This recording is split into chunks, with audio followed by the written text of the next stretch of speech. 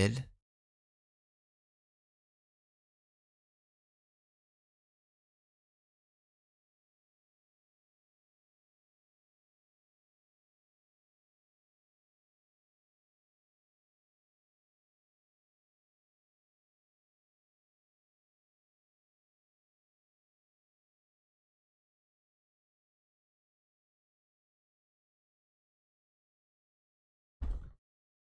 Anlamıyorum ki yayında mıyım değil miyim?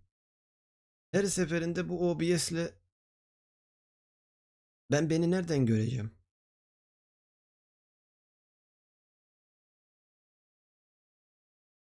Bağlanmışım. Oğlum kendim gelmişim.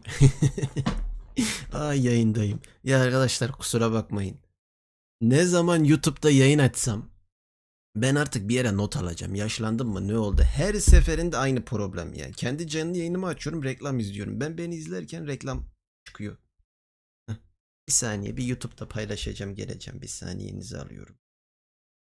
Siz o esnada bir yayını beğenin. Hoş geldiniz. Kusura bakmayın. Yaklaşık bir 16 dakikalık gecikme oldu. Instagram'a da atayım, hemen geliyorum. Ya ne oluyor lan? Pikachu'yla girecektim. Tema müziğiyle. Bana bir beribes falan diyecektim. Eşkıya gibi girdim diye. Bir saniyenizi alıyorum. Şunu bir paylaşayım.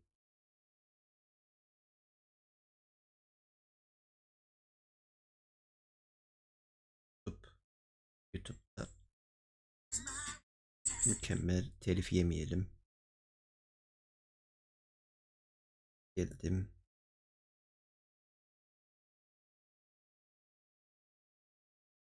Yolluktan biraz içeyim.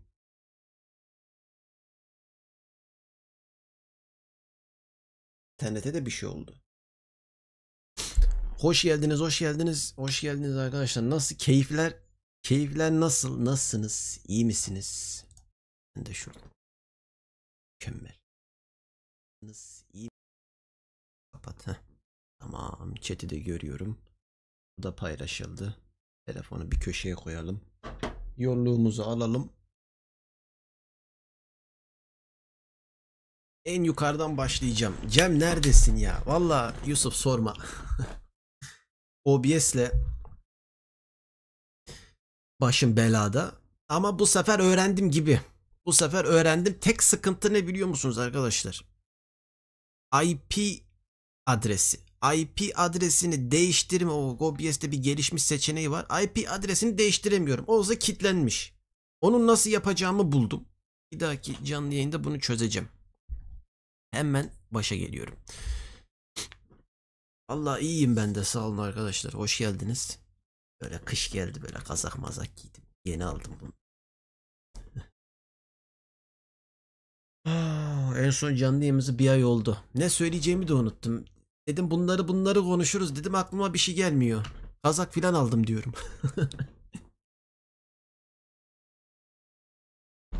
16 dakikalık gecikme mi? Ben dün 18'de canlı yayın var diye yazınızı okumuştum. O bekleyen sen miydin? Ulan açtım baktım bir mesaj gelmiş. Yayını aç diye. Ben de o esnada uyuyorum. Sabah işe gideceğim. Ne yayını? Abi bir sonraki günde o. Efendi kardeşim, işin gücün rast gelsin. Teşekkürler. Ozan hoş geldin. Abi stickerlara bakacak mısın event'te? Mr. Sun. Bakacağım ona. Ona bir bakalım. Ona bir bakalım neler yapmışsınız. Selam. Japonca'da ne seviyedesin? Bismillah. Başlar başlamaz yolluğumuzu aldık. Japoncam yok. Konuşamıyorum. Şaka değil. Avusturya'dan selamlar. Avusturya. Neresinden? Holstadt mı? Avusturya'da Holstadt'a hep gitmek istemişimdir. İtalya 5 sene önce vize verseydi oralardan trenle geçecektim. Orada tren var mıydı? Kayıkla mı geçiliyordu? Bir şeyle geçiliyordu denizin kenarında. Selamlar, iyi yayınlar. Gece uykun kaçtı herhalde. Valla yo, gece uykum kaçmadı. Bu yayını 2 gün önceden Japonlar gibi planladım. Günler öncesinden planladım. Üzerinde paralansı kazan. Teşekkürler İbrahim. Selamlar. Kamçatka'ya ne zaman? Orası neresi abi? Kamçatka. Merak ettim. Burası neresi? Kesin Rusya'da bir yerdir. Ha? Hemen Kamçatka. Bak beni kitledin. Dur. Bir saniye. Aç da. Heh. Böyle Japonya'nın Hokkaido'nun o yukarı taraflarında enteresan dağlar var. Enteresan bir yermiş he. Kimdi yazan? Siz oraya gittiniz mi? Yazan kimdi göremedim. Oraya gittiniz mi? Hemen. Enteresan bir yere benziyor. Valla Rusya'nın o yukarı tarafları, bizim Japonya'ya yakın tarafları hep böyle bir ilgimi çekiyor. Enteresan yerler. Kamçatka. Adı da böyle kafamda kalıcı olabilir. Ben bakarım sonra buna. Kanka sen ne olarak çalışıyordun ya? Ne olarak? Valla benim çok işim var burada. Maça kadar buradayım. Belki bir iki saat gibi duracağım diye planladım arkadaşlar. Benim saçım ne olmuş lan? Bir yerden saçım mı dökülmüş? Dur bakayım. Beni açarken saçım dökülmüş. Yolluklar alındı mı? Yiğit sen misin? Yok, Ramazan'mış. Yolluklar aldım. Yolluğumuz burada arkadaşlar. Ne yollukmuş ya. Netle de sansür atıyor. Yolluğu aldık arkadaşlar. Sıkıntı yok. Hmm. Avusturya Tirol'den. Tirol. Aa, yeşildir oralar. Bilmiyorum ama yeşildir kesin. Yayınladığı son video için ayrıca tebrikler Can. Gerçekten çok iyiydi. Ama son videoya çok güzel geri dönüşler geldi. Var mısınız? Yani şu anda gece 12.30. Yüzümde gülücükler açıyorum. Çok güzel geri dönüşler geldi. Özelden yazan bir hayli insan vardı. Genci yaşlısı 7'den 70'e deriz ya. Çok hoşuma gitti.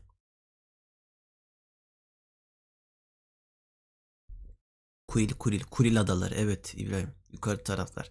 Sen boş ver Rusya'yı, Japonya devam. Japonya biz valla enteresan.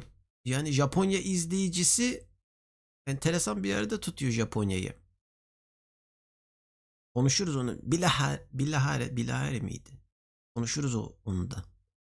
Yok Cem Bey, sizin gitmeniz güzel olurdu. Kuzey Kore'ye de gitmenizi istemiştim hatırlarsanız. Allah Kuzey, evet hatırlıyorum. Kuzey Kore sorma Kuzey.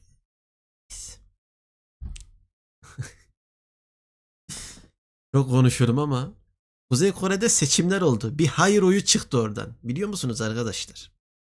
Kim Jong'un abimiz seçildi oradan. Bir hayır oyu çıktı. O hayır oyunu kim verdi biliyor musunuz? Dış minnaklar. Cem Galatasaray Manu maç sonu tahmin. Oo İrfan. Beni dakika birden aldın. 3-3 skor bekliyorum. Ama şimdi bu yayında şey olacak. Berabere diyeyim geçeyim. Kral sen de Galatasaraylısın demek. Evet. Nerede o, alnımda mı yazıyor? Nasıl anladı?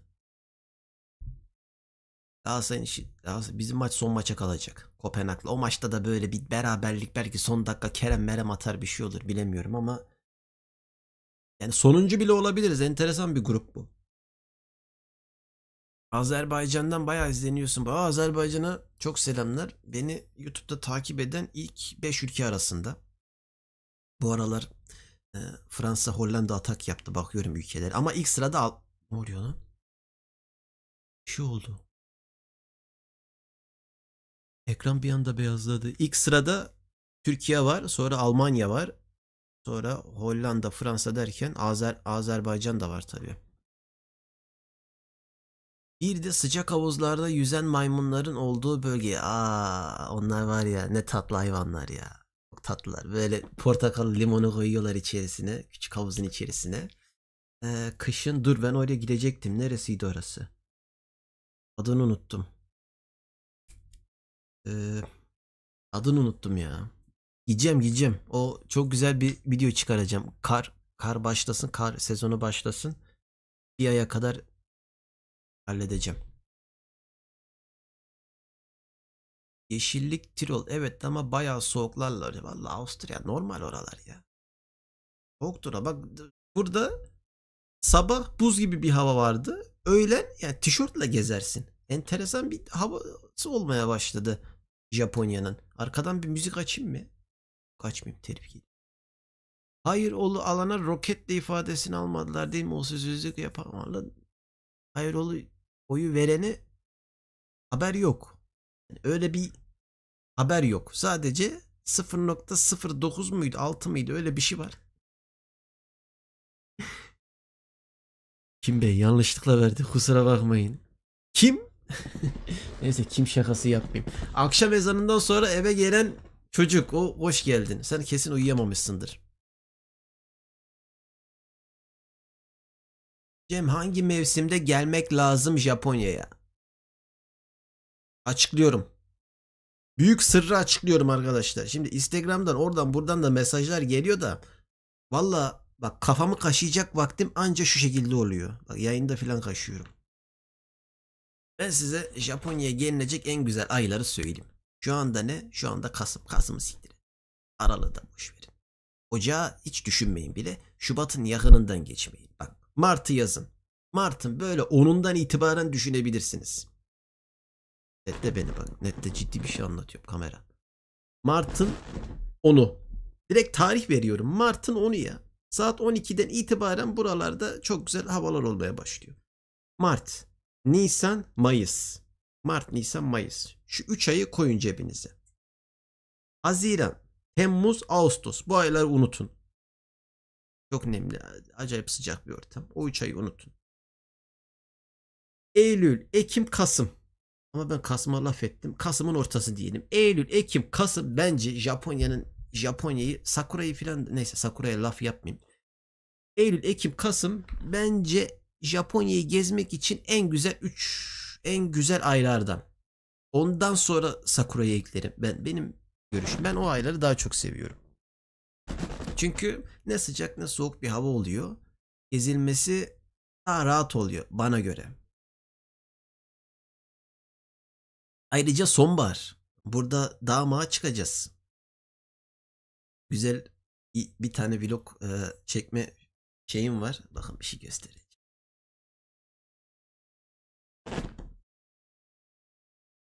Mikrofon. Kanalın aylık bütçesi. Ya şunu ben bir denedim. Rodeo mu buy mu diye ben bir iki gün araştırdım. DJI'nin mikrofonu arkadaşlar. 250 dolara aldım. Ayıptır söylemesi. YouTube'dan gelen para YouTube'a aktaracağımı söylemiştim. Ya, yatırım yaptım. Ses önemli. Ama bir denedim. Gerçekten hem kullanışlı. iPhone'un bak.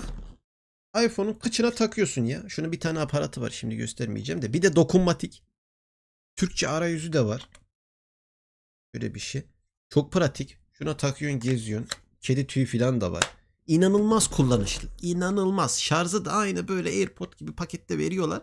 Kabloyu falan da takıyorsun. Çok güzel şarj oluyor. 15 saat aralıksız, şeysiz, kemiksiz kullanabiliyorsun. Çok güzel bir şey. DJI şu anda o konuda direkt Rodeo'nun önüne geçti ya. Tek bir tane mikrofonla bak. Cem İlyas'a söyle 6 gündür video atmıyor. Pataya ilgili beklemedeyiz. Vallahi İlyas turmur olaylarına girdi. Bakalım bir şeyler yapacak. O Tayland'da en son oraya yerleşecek. Fuji Dağı'na tırmanmamız yok mu? Vallahi bitti, Fuji Dağı sezonu bitti. Oraya önümüzdeki sene diye konuştuk eşimle. Haziran, Temmuz, Ağustos diye biliyorum. Temmuz, Ağustos da olabilir. Emin değilim ama Temmuz, Ağustos kesin. Ayları var onun. Onun dışında çıkılmıyor. Şu anda üstü zaten karla kaplı. Yemek yiyip geldim. Selamünaleyküm abim, nasılsın? Oo, moderatör Nup, hoş geldin. Sağ olasın. Sen nasılsın? Hani oğlum nerede bu DC'dekiler? Arkadaş şey diyorum. Yayını beğenebilirseniz çok sevinirim arkadaşlar. Ben de beğenmemişim. Ben de beğeneyim. Şöyle bir tane tık atayım. Yayını beğenebilirseniz çok sevinirim. Ayrıca Discord'umuza gelin. Çok güzel insanlar var. 10 numara bir muhabbet dönüyor. Fotoğraf paylaşıyoruz. Japonya hakkında muhabbet, sohbet. Güzel bir ortam var. Discord şeyimizde de. Sunucumuzdan da. Noob atabiliyor musun? Discord'un adresini sana zahmet atabilir misin? Ben de o esnada şeyleri okuyayım.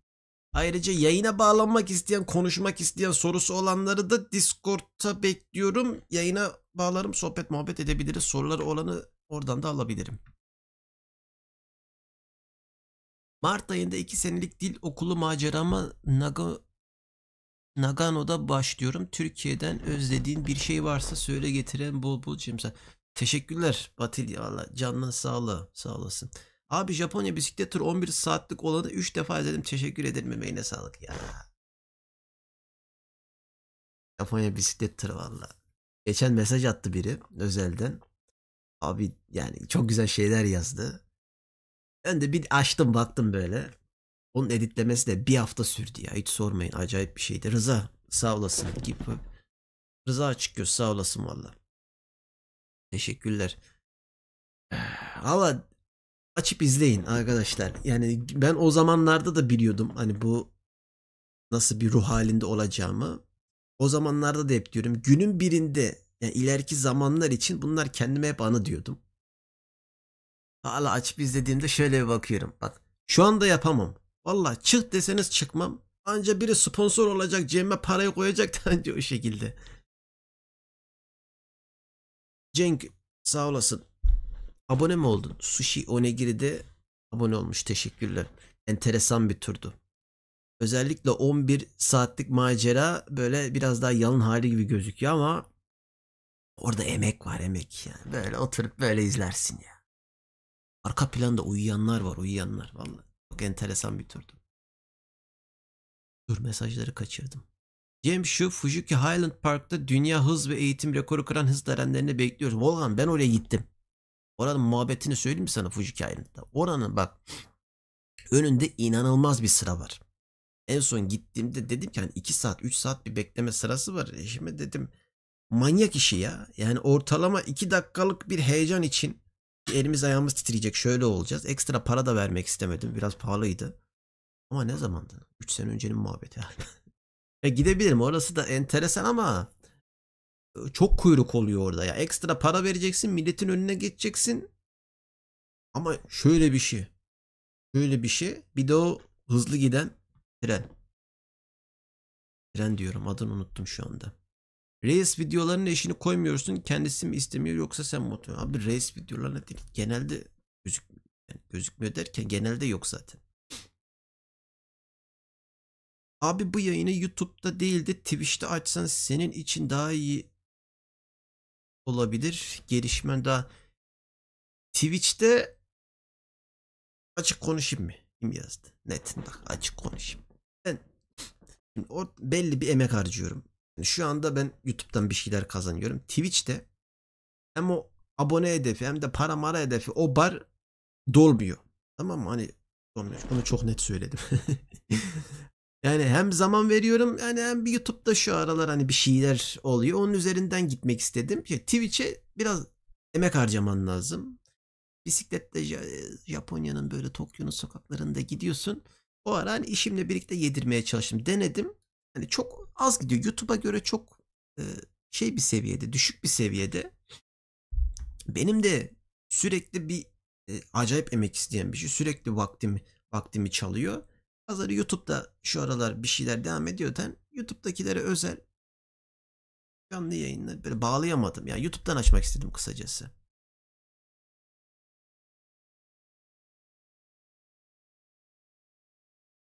Ya tabii YouTube'da daha fazla izleniyor. Twitch'in algoritma. Ben Twitch diyorum işte, en sonu Çağrı Mağrı geldi, onunla gezdik. Yani çok şey, tamamıyla kendini vermen lazım o işe. Kendini adaman lazım o işe. Öyle bir tane yollukla morlukla olacak bir iş değil yani. En az 3-5 tane yolluk alacaksın ki kafan bir güzel olsun, orada güzel şeyler yapabilesin. Abi bana modluk verir misin? Spam atanlar falan oluyor. Nereye spam atıyor? Hayırdır? Nereye spam atıyorsunuz? Ne güzel burada soruları cevaplıyorum. Yok. Tamam. But mu? Ben geliyorum.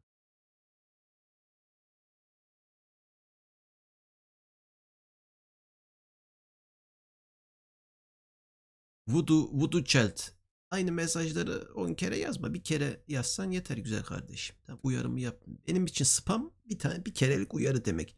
TC linki paylaştınız mı? Ben kaçıramadım. Ata, atabiliyor musun? Ee, Noob.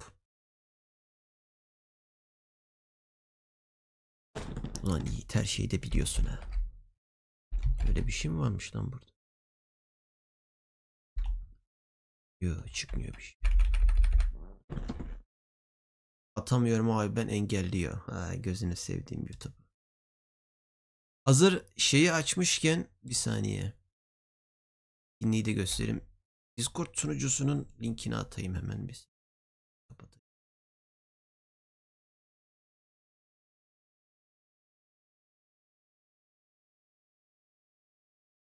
Discord sunucumuzun linkini atıyorum arkadaşlar. Size zahmet. Orada da oraya da gelebilirsiniz. Şöyle bir atayım.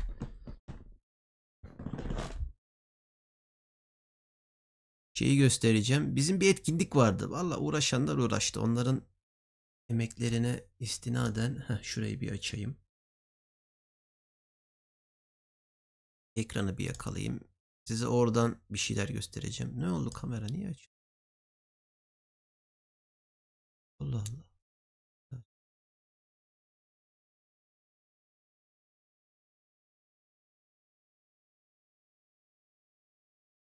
Biz ne etkinliği yapmıştık?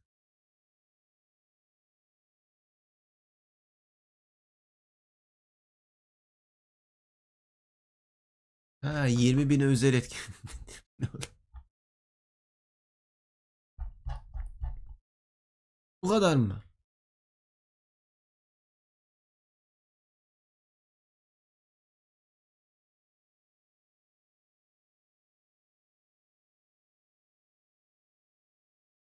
Şuraya bakalım. Nup gelsene ya müsaitsen. Sana zahmet.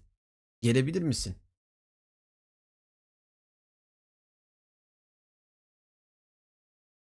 Şunu da bir açayım. Şunu da bir açayım.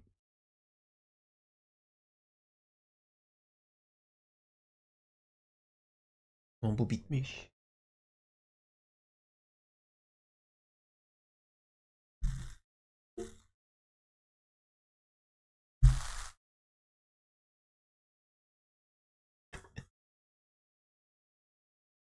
Hmm. Pardon Nup. Kusura bakma. Tamam. Ee, Şuraya bir bakalım. Ya burada bir etkinlik olmuştu. Sağ olsunlar yapanlar, emek harcayanlar var. Bir bakalım mı? Neler ya? Bu ne lan? Korktum bak. Oğlum. Şu var ya şu. Kamboçya'da şey masajındayım. Kahmer masajındayım. Ucuza masaj alacağım diye beni otelimin önünden VIP araçla filan aldılar. Bir saat miydi? 2 saat miydi? Neyse bir masaj var ama zaman nasıl akıyor? Su gibi akıyor. O esnada çekmiştim.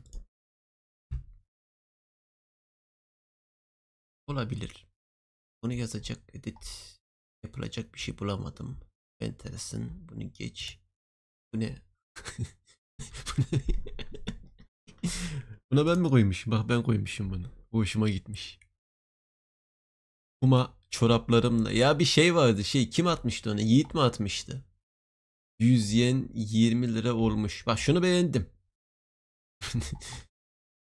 Şunu beğendim. Koca Sotur. Bunun videolu hali neredeydi? Videolu hali vardı bunun. Dur onu açacağım. Ha bu.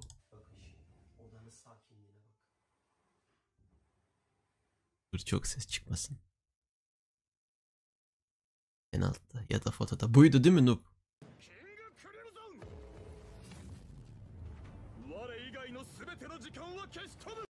Bir bu vardı bir de o resimli olan.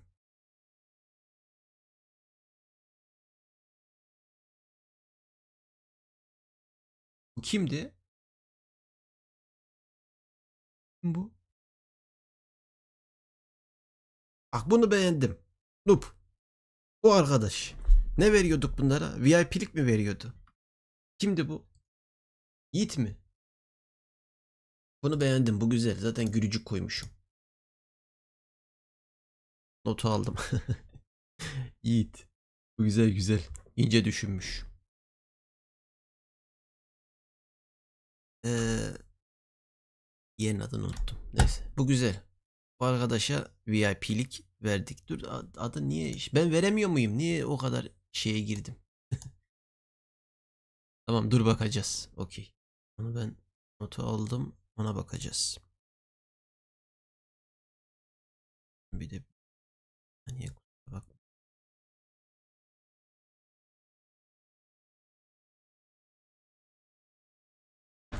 Tamam veririz. Sıkıntı yok. Hallederiz.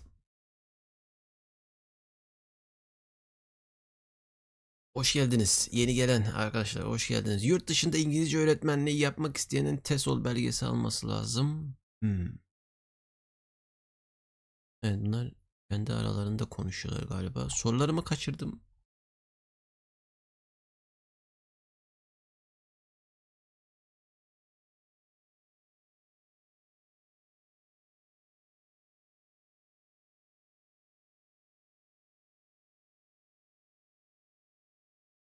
Sorulara bakıyorum da. Sorulara bakıyorum. Bir şey kaçırdım mı kaçırmadım mı? Cem bisiklet videoları atar mısın? Bisiklet videosu. Biraz YouTube'a yoğunlaştım bu aralar. Eskiye nazaran biraz daha az oluyor. O Shibuya taraflarının işte Uber yapma muhabbetleri. Ama aklımda. Aklımda bu aralarda havalar havalar sıcak bu ara aklımda. Yapabilirim. Her an olabilir. Türkiye'den Japonya'ya giden birisi yol ücreti dahil bir hafta kaça patlar? Türkiye'den Japonya. Ortalama Çin üzerinden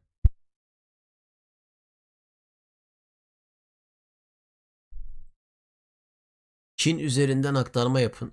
Bir de kış ayı geliyor.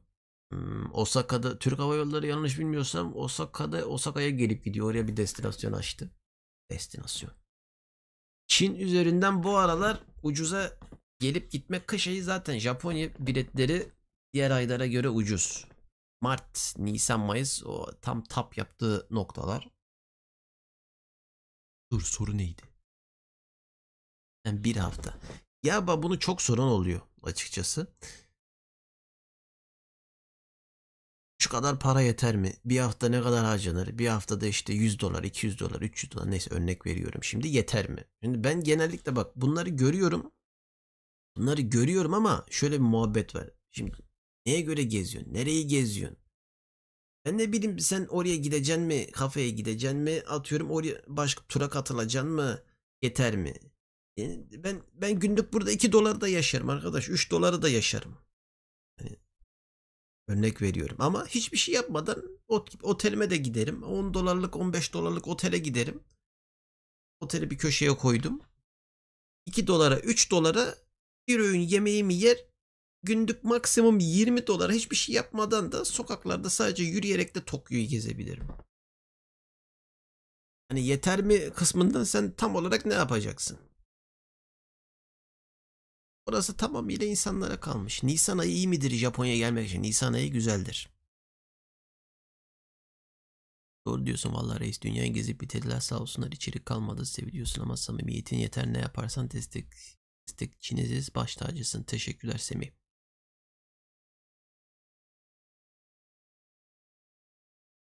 Saat 50K gidiyor. Para harcama muhabbeti tamamıyla söylediğim gibi. Arkadaşlar bak günlük burada sadece konaklama, yeme içme minimum 20 doları da yaşarsın. Zaten 20 doların altındaki sokakta yatmaya girer burada. Günlük 20 dolar ama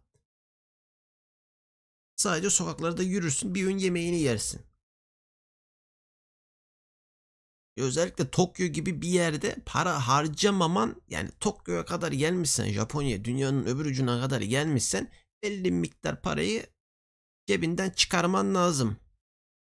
Yani alışveriş de yapabilirsin içinde kalmaması için vesaire neyse o konulara çok girmeyeyim. Ben örneğimi verdim en alt kademeyi söyledim size bak günlük 20 dolara Tokyo'da hayatta kalabilirsiniz. 2 dolara yemek var ya. Pilav yanında böyle ne derler? Yağda mağda kızartılmış bir şeyler. 2 dolar 3 dolar. Ucuz ucuz yemekler var. Evsiz mahallesine gidin. Oralarda marketler ucuz. Örnek verdiğim şeye bak. Ne herkese uygun şeyler var. Ne derler? Dükkanlar var burada. Hani Tokyo çok pahalı falan diyoruz ya. Ben şeye de gittim. Orada bit pazarları falan da var. Yemek yeme yerleri, ucuz yemek yerleri de var. Böyle bir tane video çıkaracağım. Bu video konseptleri aklımda. Tokyo'daki 5-10 tane değişik yer, ucuza değişik yerler. Bunlar hep video konsepti. Valla dünya üzerinde Japonya'daki içerik bence Amerika ile filan eşdeğer midir? Olabilir, eşdeğer olabilir. İnanılmaz içerik cenneti.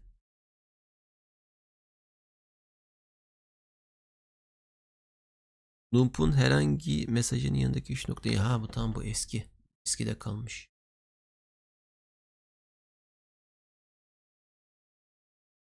Japonya'da yaşayan Türklerin ilişkileri ne durumdadır? Bir komüniteleri var mı? Düzenli bir araya geliyor ama hiç bilmiyorum. Yani klasik Facebook'ta dünya üzerindeki bütün ülkelerde, herhangi bir ülkede yaşayan Türklerin Facebook'ta illa grupları vardır. Papua Yeni Gine'de yaşayan Türkler diye aratsan illa, bilmiyorum ama çıkar yani. Japonya'da da vardır. Açız aç.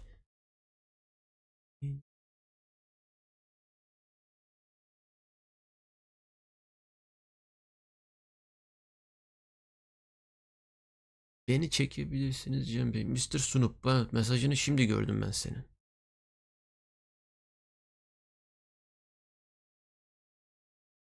Bir saniye. Mesajları bırakayım. Mr. Sunup seni alacağım. Birkaç dakika alacağım. Mesajlara bir bakayım komple.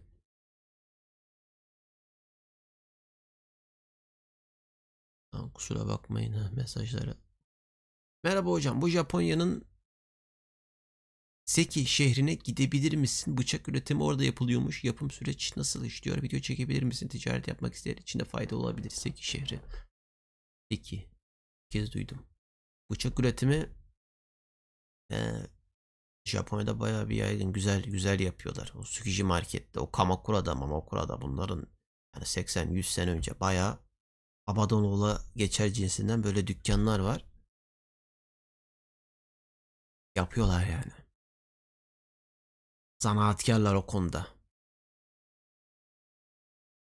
Abi Halloween'da görüşebilir miyiz seneye? Yazdım DM'den, denk gelemedim sana şüphe. Seneye şüphe şunda bir ay var, bir sene var ya.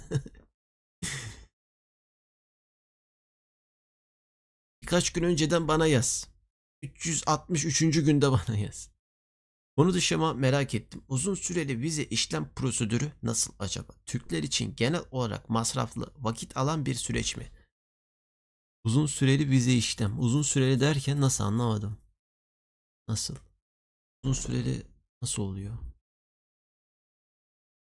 Oturma vizesi mi? Çalışma vizesi mi? Nasıl? İlyas Japonya'da mı? Yok, İlyas Tayland'da diye biliyorum, değiştirmediyse. Abi 20 dolara tamam hallettin diyelim de uçak biletleri tek yön 25K. 1000 dolar neredeyse. Ya tamam, ben zaten onu demiyorum arkadaşlar. Buraya geldikten sonra diyorum. Japonya'ya geldikten sonra. O mesajın üzerinden ben ona cevap verdim.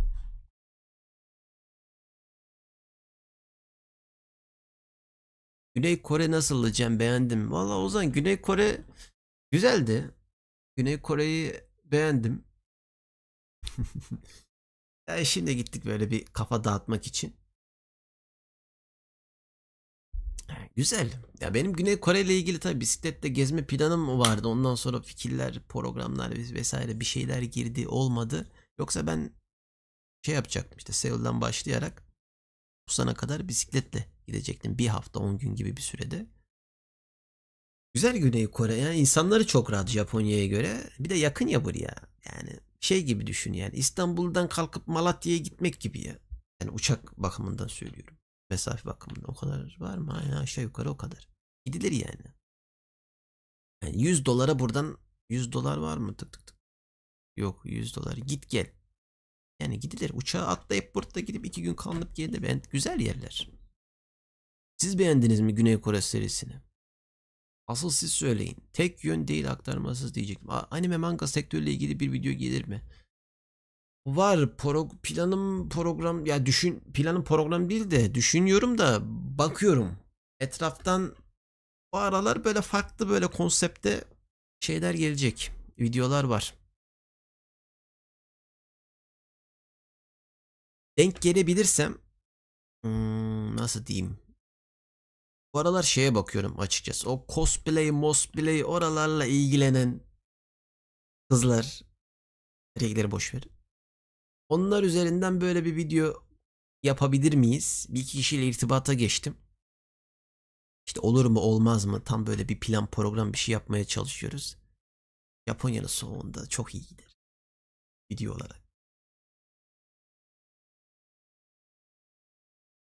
Peki Cem, Japonya'ya dil okulu için bir yıl gelsek. Japonya dil okulu için bir yıl, okey. Ortalama ne kadar para gider? Bak şimdi baboş az önce açıkladım durumu. Konaklama, su, bu dahil. Bak buraya kim gelmişti? Ee, Bir arkadaş vardı Discord'da da o sonra kayıplara karıştı. Geldi bir şey oldu gitti. Bana da ulaştı. Tokyo'ya da gelecekti. Ansızın ortadan yok oldu.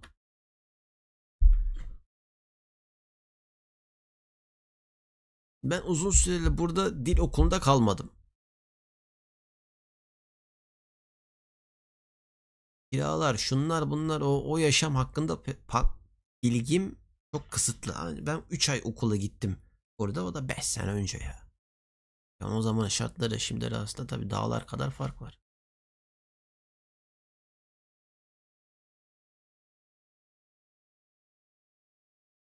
Abi kalp kalp kalp. Abi kalp yazacağını beğensene yayını bak. Böyle bir işaret var. Onu beğen tık tık yapıyor. Yukarı aşağı gidiyor. Selamünaleyküm reis. Aleykümselam.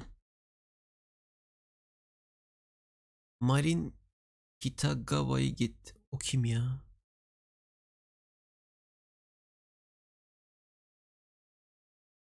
Marin Kitagawa.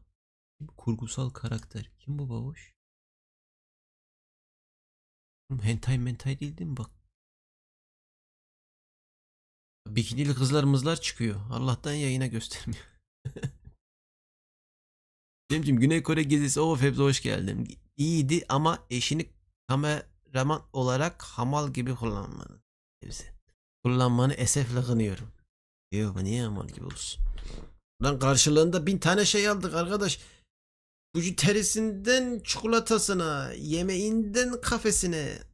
Onun gezisiydi zaten. Ben o öyle bir kafayı da alsın. Senelik iziniz ya. Tamamıyla onun üzerinden yani. Ona uyarak videolar çıkardım ben.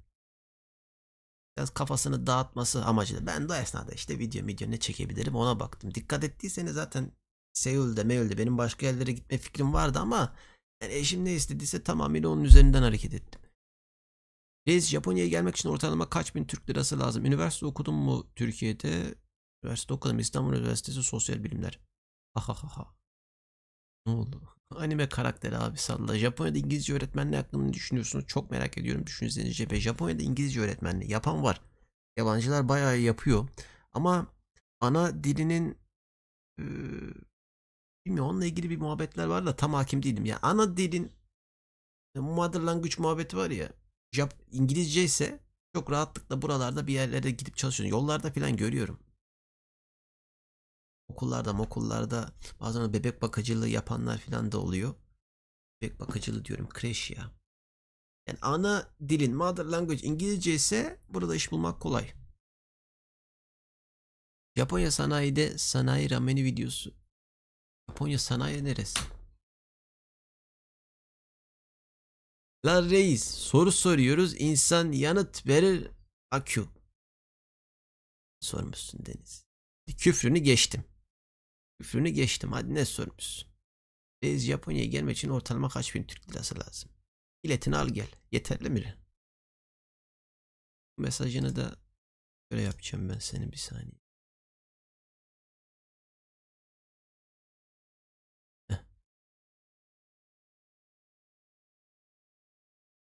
Köyden videolar ne zaman gelir? Valla köyden video gelmez. Yani Japonya köylerinden video cuma günü gelecek. Fukuoka'dan. Tayvan'ı da gidenler beğeniyor. Planların arasında var mı? Ozan, Tayvan'a gideceğim. Tayvan'a gideceğim. Tayvan zaten yakın. Benim Japonya'ya yakın ülkeler arasında bir Tayvan kaldı. Orayı da böyle biraz detaylı gezmek istiyorum. Bisiklet, Giant işte oradan çıkmaya. Yani bisikleti alayım. 3-5 yere gideyim. Böyle bir, ama şu ara değil. Onun belli bir dönemi var. O yağmur mağmur sezonu olmayacak. Kafam rahat bir şekilde. Abi Discord'da 2 arkadaş bekliyor. Geliyorum.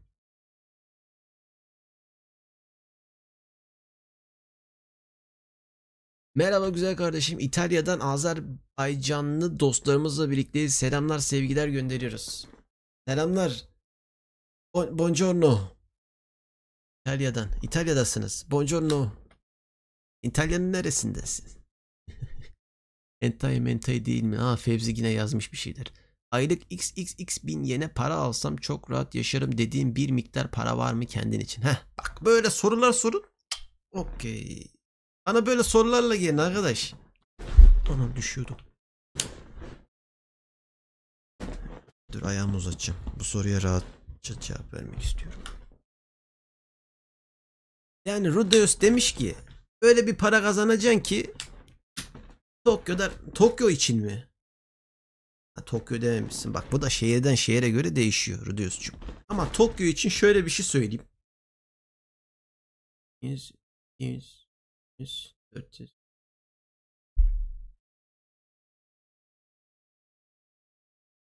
Ama çok rahat yaşarım demişsin. Bak rahat yaşarım desen bak farklı miktar verecektim. Çok rahat demekle rahat yaşarım arasında Tokyo'da bence dağlar kadar fark var. Çok rahat demem için aylık burada ben sana söyleyeyim çok rahat. Biraz sıfır koymam lazım dediğim bir miktar. Çok rahat yaşamam için çok rahat çok rahat çok rahat yaşamam için burada çok rahat. Valla aylık böyle bir 2 milyon yen kazansam. Bakın söylediğim gibi çok rahatla rahat yaşamak arasında burada fark var. 2 milyon yene burada imparatora balon atarım burada. O kadar bir rahatlık olur. Japonya abi Malatya değil. Cuma günü gelecek Fukuoka köyleri. Sanayi tükürük köftesi minvalinde abi. Kıza rol müsün sen? Japonya'da tükürük köftesi ne alaka? Tayvan fena bir yer güzel video çıkar. Tayvan insanları da rahat. Biraz Çin, Min'den bilmiyorum tam gidince göreceğim. Otomatikman kendime öyle bir program çıkardım şu anda. Gideceğim. Ama önümüzdeki sene büyük ihtimal Tayvan'a giderim ben. Dayanamam giderim çünkü oraya. Reis yemek yemek hep balık mı var? Geleceğimde balık olmaz. He. Yok balık yok abi. Balık deniz ürünü çok tüketiyorlar. Herkese uygun yemek var. Japonya ilgili şöyle bir algı var. Abi gelirim orada ben aç kalırım. Böyle bir şey yok. Sen bulamamışsındır. Herkese uygun şeyler var. Helalinden domuzuna, bilmem nesinden şusuna, iyi kokanından kötü kokanına. Herkese uygun şey var. Özellikle yeme içme bakımında buralar cennet. Bir binaya giriyorsun 10 farklı ülkeden yemeklerle karşılaşabiliyorsun. Şeysellere gitmeniz yok mudur? Şeysellere balayı muhabbetine bir araştırmıştım açıkçası. Ama yani dedik işte Schengen'e başvuralım işte bir Schengen vizemiz olsun biraz da Türkiye'ye yakın. Fazla da işte o uçakla yorulmak istemedik o zaman. Böyle bir planım vardı. Şeyseller güzeldi aslında. Tam böyle balayı kafa dinlemelik. Cem'e bir miktar parayı koyup gidilecek yerler. Cem'ciğim Hayao Miyazaki'nin son filmini izledin mi? The Boy and the Door. Valla Hayao abim üst sokakta yaşıyor zaten. Bana oradan bir DVD atar artık. İzlemedim. Milano. Milano. Milano güzeldir Milano. İsim vardı Milano'da. Milano Moda haftasını biliyorum. 7 milyon dolar. Rahat için. Rahat için. Rudius. Cevapladım. Ya aylık 2 milyon yani o tek aylık 2 milyon yen. Üf.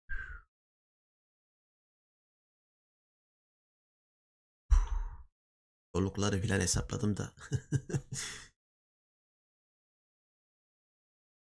Rahat için ne kadar? Ha, rahat için de tek kişi için mi? Ya bu da çok değişiyor ya. Şimdi tek kişi için mi cevaplayayım?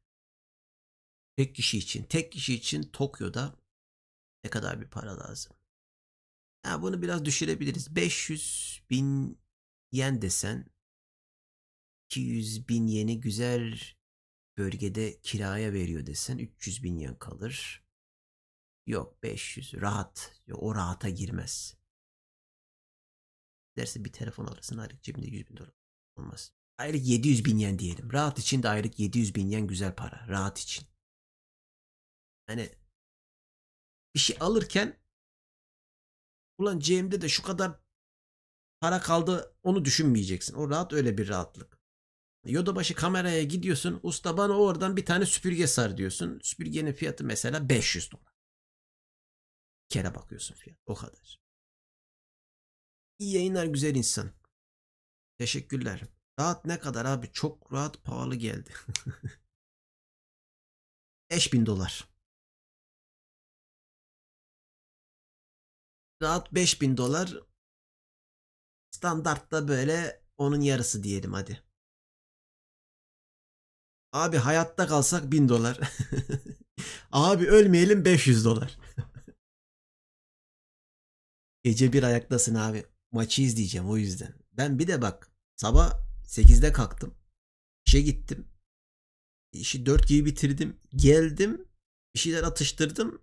Dedim yayın açacağım. Maçı da izleyeceğim. 2.45'te Şampiyonlar Ligi maçı var. Galatasaray maçını izleyeceğim diye bir 2 saat uyudum. Çağrı'nın yayınlarından sonra böyle amansızca 2 saat böyle durup uyuyabilme potansiyeline sahibim. Normalde hayatta uyuyamam. Aylık 4K yapıyor abi. Ahmet Kaya, Ahmet Kaya.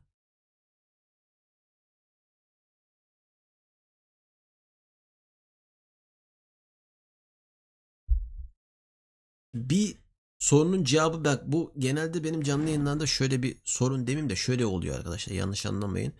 Bir soruya ben böyle takılıp 2 dakika 3 dakika açıklayabiliyorum. O esnada da sorular akıyor. Yazıyorsunuz ya bazılarını göremiyorum kaçıyorum kusura bakmayın. Genelde o soruların cevabı bende çok oluyor. İstiyorsanız hızlı cevap verebilirim.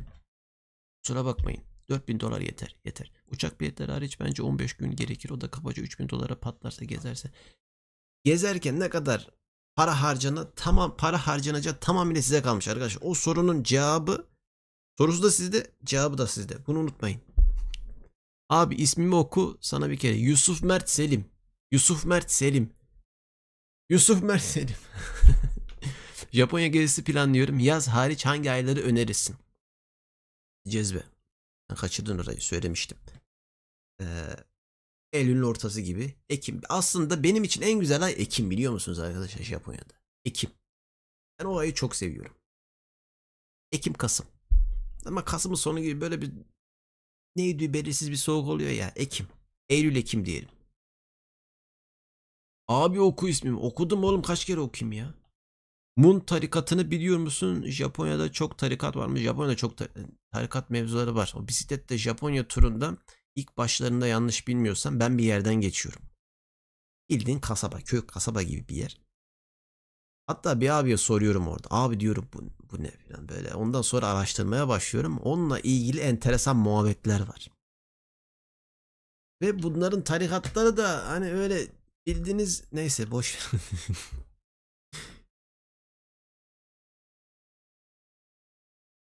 Aa bak buralarda dövmeli abiler, tarikatlar yani çok böyle tamamıyla değişik mevzular burada ya. Hani çok şey yapmazsın. Denk gelmezsin, görmezsin ama işlerinde inanılmaz şeyler dönüyor. Girmedim bilmiyorum ama hani duyuyorum. Arada sırada da böyle ucundan yakından böyle bir değişik muhabbetler var. Beni konuşturmayın arkadaş. Polis rehberliği yapıyor musun? Valla şey olursa siz söyleyin. Talep olursa yapıyorum. Abi sen hiç New York gelir misin? New York'a gelirim. Gelirim ben. Katar aktarmalı Tokyo Haneda uçuşu 14.000 TL, direkt uçuştan %50 daha ucuz. Katar.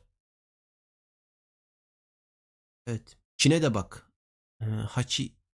Hachiroku. Çin üzerinden de bak.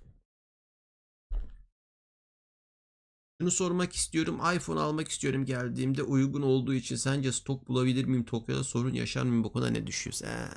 Gelelim iPhone. Instagram'da mesaj kutumu dolduran iPhone çıktıktan sonra Eylül, Ekim, Kasım aylarında bir soru. iPhone'un muhabbeti şu arkadaşlar. Şimdi hala stokta mı tokta yok. Yodabaşı kamerada tamamıyla sizin şansınıza kalmış bak. Gidiyorsun Yodabaşı kameraya. Ben şeylere de denk geldim. Hani stok yok. Gidiyorsun, iPhone var mı? Var. Oo, nasıl var? Sizin şansınıza filan diyor. Sabah gidiyorsun, yok. Öğlen geliyorsun, var. Akşam yok diyorlar. 2 saat sonra mesela 6'da yok deyip 8'de var diyebiliyorlar. Orada bak zaten Akihabara'ya gidin. Aklınızda olsun. Yodabaşı kamerada bulamıyorsanız biraz şansa kalmış. Mesela benim şu DJI mikrofonunu araştırdım nerede var diye. Burada bir yere sordum. Yodabaşı kameraya gitmeden aradım. Biliyorum çünkü başıma neleri gelecek. Var mı? Yok. Bizi Shinjuku'ya yönlendirdi. Hatta Akihabara'da da sordurduk. Akihabara'da yokmuş. Biraz şans olayı açıkçası. Yani Apple'a falan da gidebilirsiniz de bazen hani rezervasyon mu istiyorlar? Bilmiyorum o tam muhabbetleri. Ben Apple'dan 5 sene önce aldım telefon. Yani Yodabaşı kameraya gideceksin. Her gün gideceksin. Soracaksın. Bu kadar. Biraz şans olayı kullanacağım. Abi açıklasan, sen de ucundan bahsedip duruyorsun. Delirdim evde. Ne oldu abi? Şey mi? Beni konuşturmayın mevzusu mu? Bisikletle Japonya turunu izlemeye başladım. Geceleri uyumadan önce bir iki bölüm izliyorum. Kesinlikle çok beğendim. Eline sağlık. Teşekkürler Berke. Güzel turdu vallahi ya. Arada ben canım çekiyor, biliyor musunuz? Shibuya'da Uber falan yaparken bazen böyle yokuş aşağı iniyorum. Bir rüzgar vuruyor. Japon rüzgarı. Gezdiğim yerler böyle flashback oluyor. Tık tık tık. Böyle geliyor. Bisiklette ya bunu soktuk. O tarikatlar cinsel olmasın abi. Abi bilmiyorum şimdi orada ne muhabbetler dönüyor da. Abi sesli oku. Yusuf Mert Selim. Ben sana bir timeout atayım da bir sesin kısılsın. Abi açıkla, sen bunu geçtik, tamam. Japonya'da ne iş yapıyorsun abi? Abi bunu da söyleyeyim. Birkaç tane yazmıştı araya kaynağı. Aa bak. Buraya. Paket dağıtıyorum Uber'de. Rehber. Rehber denemez ya. Gelenleri gezdiriyorum. Bir de sosyal medya. 3. Başkan, Güney Kore Seul gezisi için bir haftalık günlük $100 harcama ile toplam kaça patlar ve kira fiyatlarını bilmiyorum. Orada da Japonya'ya göre fiyatlar daha uygun orada. Yani yer yarı fiyatında ile oluyor Japonya'ya göre. Yani Japonya ile ilgili bütçeniz varsa Güney Kore'de kralsınız. Öyle düşünün.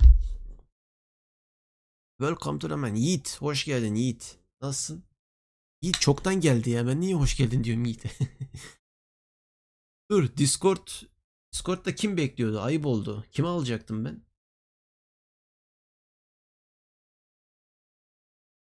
Gel bir iki tane soru sor. Mr. Kimdi Mr.? Mr. Sunup. Gel Mr. Sunup gel. Merhaba Alo. abi. Alo. Oo, sesin çok geliyor, bir saniye. Kısabilirim istiyorsan. Konuş. Ben kısıyorum. Konuşur musun? Alo, alo. Ses. Güzel. Biraz daha konuş. Ses. Tamam. Ses. Mr. Sunup nasılsın? İyi misin? İyiyim abi, seni sormalı çok şükür. Teşekkürler vallahi, ben deyim. Adın ne öncelikle? Adım İbrahim. İbrahim. Evet. İbrahim hoş geldin. Hoş buldum abi. Ben seni Discord'da görüyorum ara ara. Evet. Hatta Aktif olmaya çalışıyoruz. etkinlikte de birkaç tane resmim var. Ya normalde daha çok yapacaktım ama son sınıfım, 12. sınıfım, YKS hazırlıklarım var. O yüzden çok fazla zaman ayıramıyorum. İyi olsun canım. Ama denk geldikçe şöyle mesela arada bilgisayardan kalkarken space atıp kalkınca komik anlar oluyor. Oraları SS alıp bazen yapıyorum. İyi sağ olasın ya. Emeğin için teşekkürler. Estağfurullah, ne Neredesin? demek. Türkiye'nin hangi şehrindensin? Denizli. Denizli'desin. Oo. Nasıl havalar orada şu an? Valla abi senin dediğin gibi Japonya'daki gibi sabahları montla üşüyoruz. Öğlenleri tişörtle geziyoruz. Akşamları çıkamıyoruz bile soğuktan. Tam buranın havası. Denizli bildiğin Tokyo. Ha, şurası Pamukkale. Aynen. Şu karlı dağlar, mağarlı dağlar beyaz gibi gözüken. Aynen. Dağların karının Enteresan. soğuğu biz çekiyoruz abi ya. Enteresan. Tamam güzel. Denizli'yi Tokyo diye adlandırdık. Evet. Nereden geliyor bu Japonya sevdası? Mera. Mera. Ben çoğunlukla önceden abi daha Japonya merakım yokken anime izliyordum. Ondan sonra İlyas abinin videosu keşfetime Hı-hı. düştü. Sonra senin videolarına sardım. İlyas abinin birkaç tane videosunu izledim. Sonra sana sardım. Senin videoların çoğusunu izledim. Eyvallah. Ondan sonra zaten senin videoları izleyen birisi de Japonya aşkı olmasa bile bir anda ilgilenmeye başlıyor. Böyle Yaşın kaç arkadaş İbrahim? 17. 17 yaşındasın. Daha Evet. gençsin. Ne Japonya ile ilgili hayalin ne? Ne yapmak istiyorsun ileride? Valla üniversiteyi yazılım mühendisi üzerine okumak istiyorum. Hı-hı. Tercihlerim o yönde olacak. İnşallah Japonya'da bu sektörde bir şeyler yapmak istiyorum. Yazılım alanında ilerlemek istiyorsun. Güzel. Evet, evet. Güzel gel. Aynı zamanda hobi olarak müzisyenlik yapıyorum. Aa, ne Evet. çalıyorsun? Çalıyor musun? Söylüyor musun? Nasıl ya? Kendim çalıp söylüyorum. Şarkılarım var birkaç tane. Kayıt yok tabii şu anda elimde. İnternete attığım kayıt yok. Sözler var ama. Sonra geçen senelerde okulumuzun orkestrasında sahne almıştım bas gitarist olarak. Hı-hı. Kendim evde klasik gitar çalıyorum. Aa, çalar mısın bize şu? Şu anda pek mümkün değil Mümkün gibi değil mi? abi ya. Tamam canın sağ olsun. Ya ben sana daha sonra müsait bir zamanda özel olarak Güzel. çalayım. Bana özelden çalacak. Ya istersen ses kaydı atabilirim, sorun olmaz. Şey at. Discord'a at. Hep birlikte dinleyelim. Ama Tabii. bir sonraki canlı yayınımızda şey yapalım. Ben onu bir iki gün önce haber veriyorum. Eğer müsait olursan yapabilirsin. Canlı yayında da şey yaparsın. Müsait olursam çok isterim abi. Yani benim için de çok heyecanlı olur. Çok güzel bir deneyim olur. Discord'u bir şeyini bir sabitledim arkadaşlar. Oradan Discord'a gelebilirsiniz. Discord'u soran bayağı bir arkadaş olmuştu. Hocam yılbaşında Tokyo'da olacağım da sence Tokyo yılbaşı için doğru bir seçim mi yoksa alternatif önerir misin şehir olarak? Yılbaşında ya evet, Tokyo'nun hani öyle şu ayı bu ayı diye bir şey yok. Tokyo her ay gezinebilecek, özellikle kışında Christmas. Burada genellikle hani yeni yıldan ziyade Christmas biraz daha ayın 24'ü 25'i biraz daha ön planda. Ona da açık önem veriyorlar. Şu aralar zaten etraf böyle cıvıl cıvıl. Yenilebilir. Niye gelinmesin? O etkinlikleri Tokyo Chipo web sitesinden filan bakın. Değişik böyle etkinlikler var. Geçen sene oranla etkinlikler biraz azalmış. Böyle bir ona bir şaşırdım ama değil mi? Ee, İbrahim'e sorusu olan var mı? 17 yaşında gencecik bir arkadaşımız. En sevdiğin animeyi söyle İbrahim. İzliyor musun? Klasiklerden mi söyleyeyim abi yoksa harbiden en sevdiklerimden mi söyleyeyim? Harbiden en sevdiğin. Harbiden en sevdiğim. Valla yine klasik olacak ama Attack on Titan diyeyim ya. Adam. Okey. Yani aslında anlam olarak değil, içindeki karakterlerden çok etkilendim. Hmm.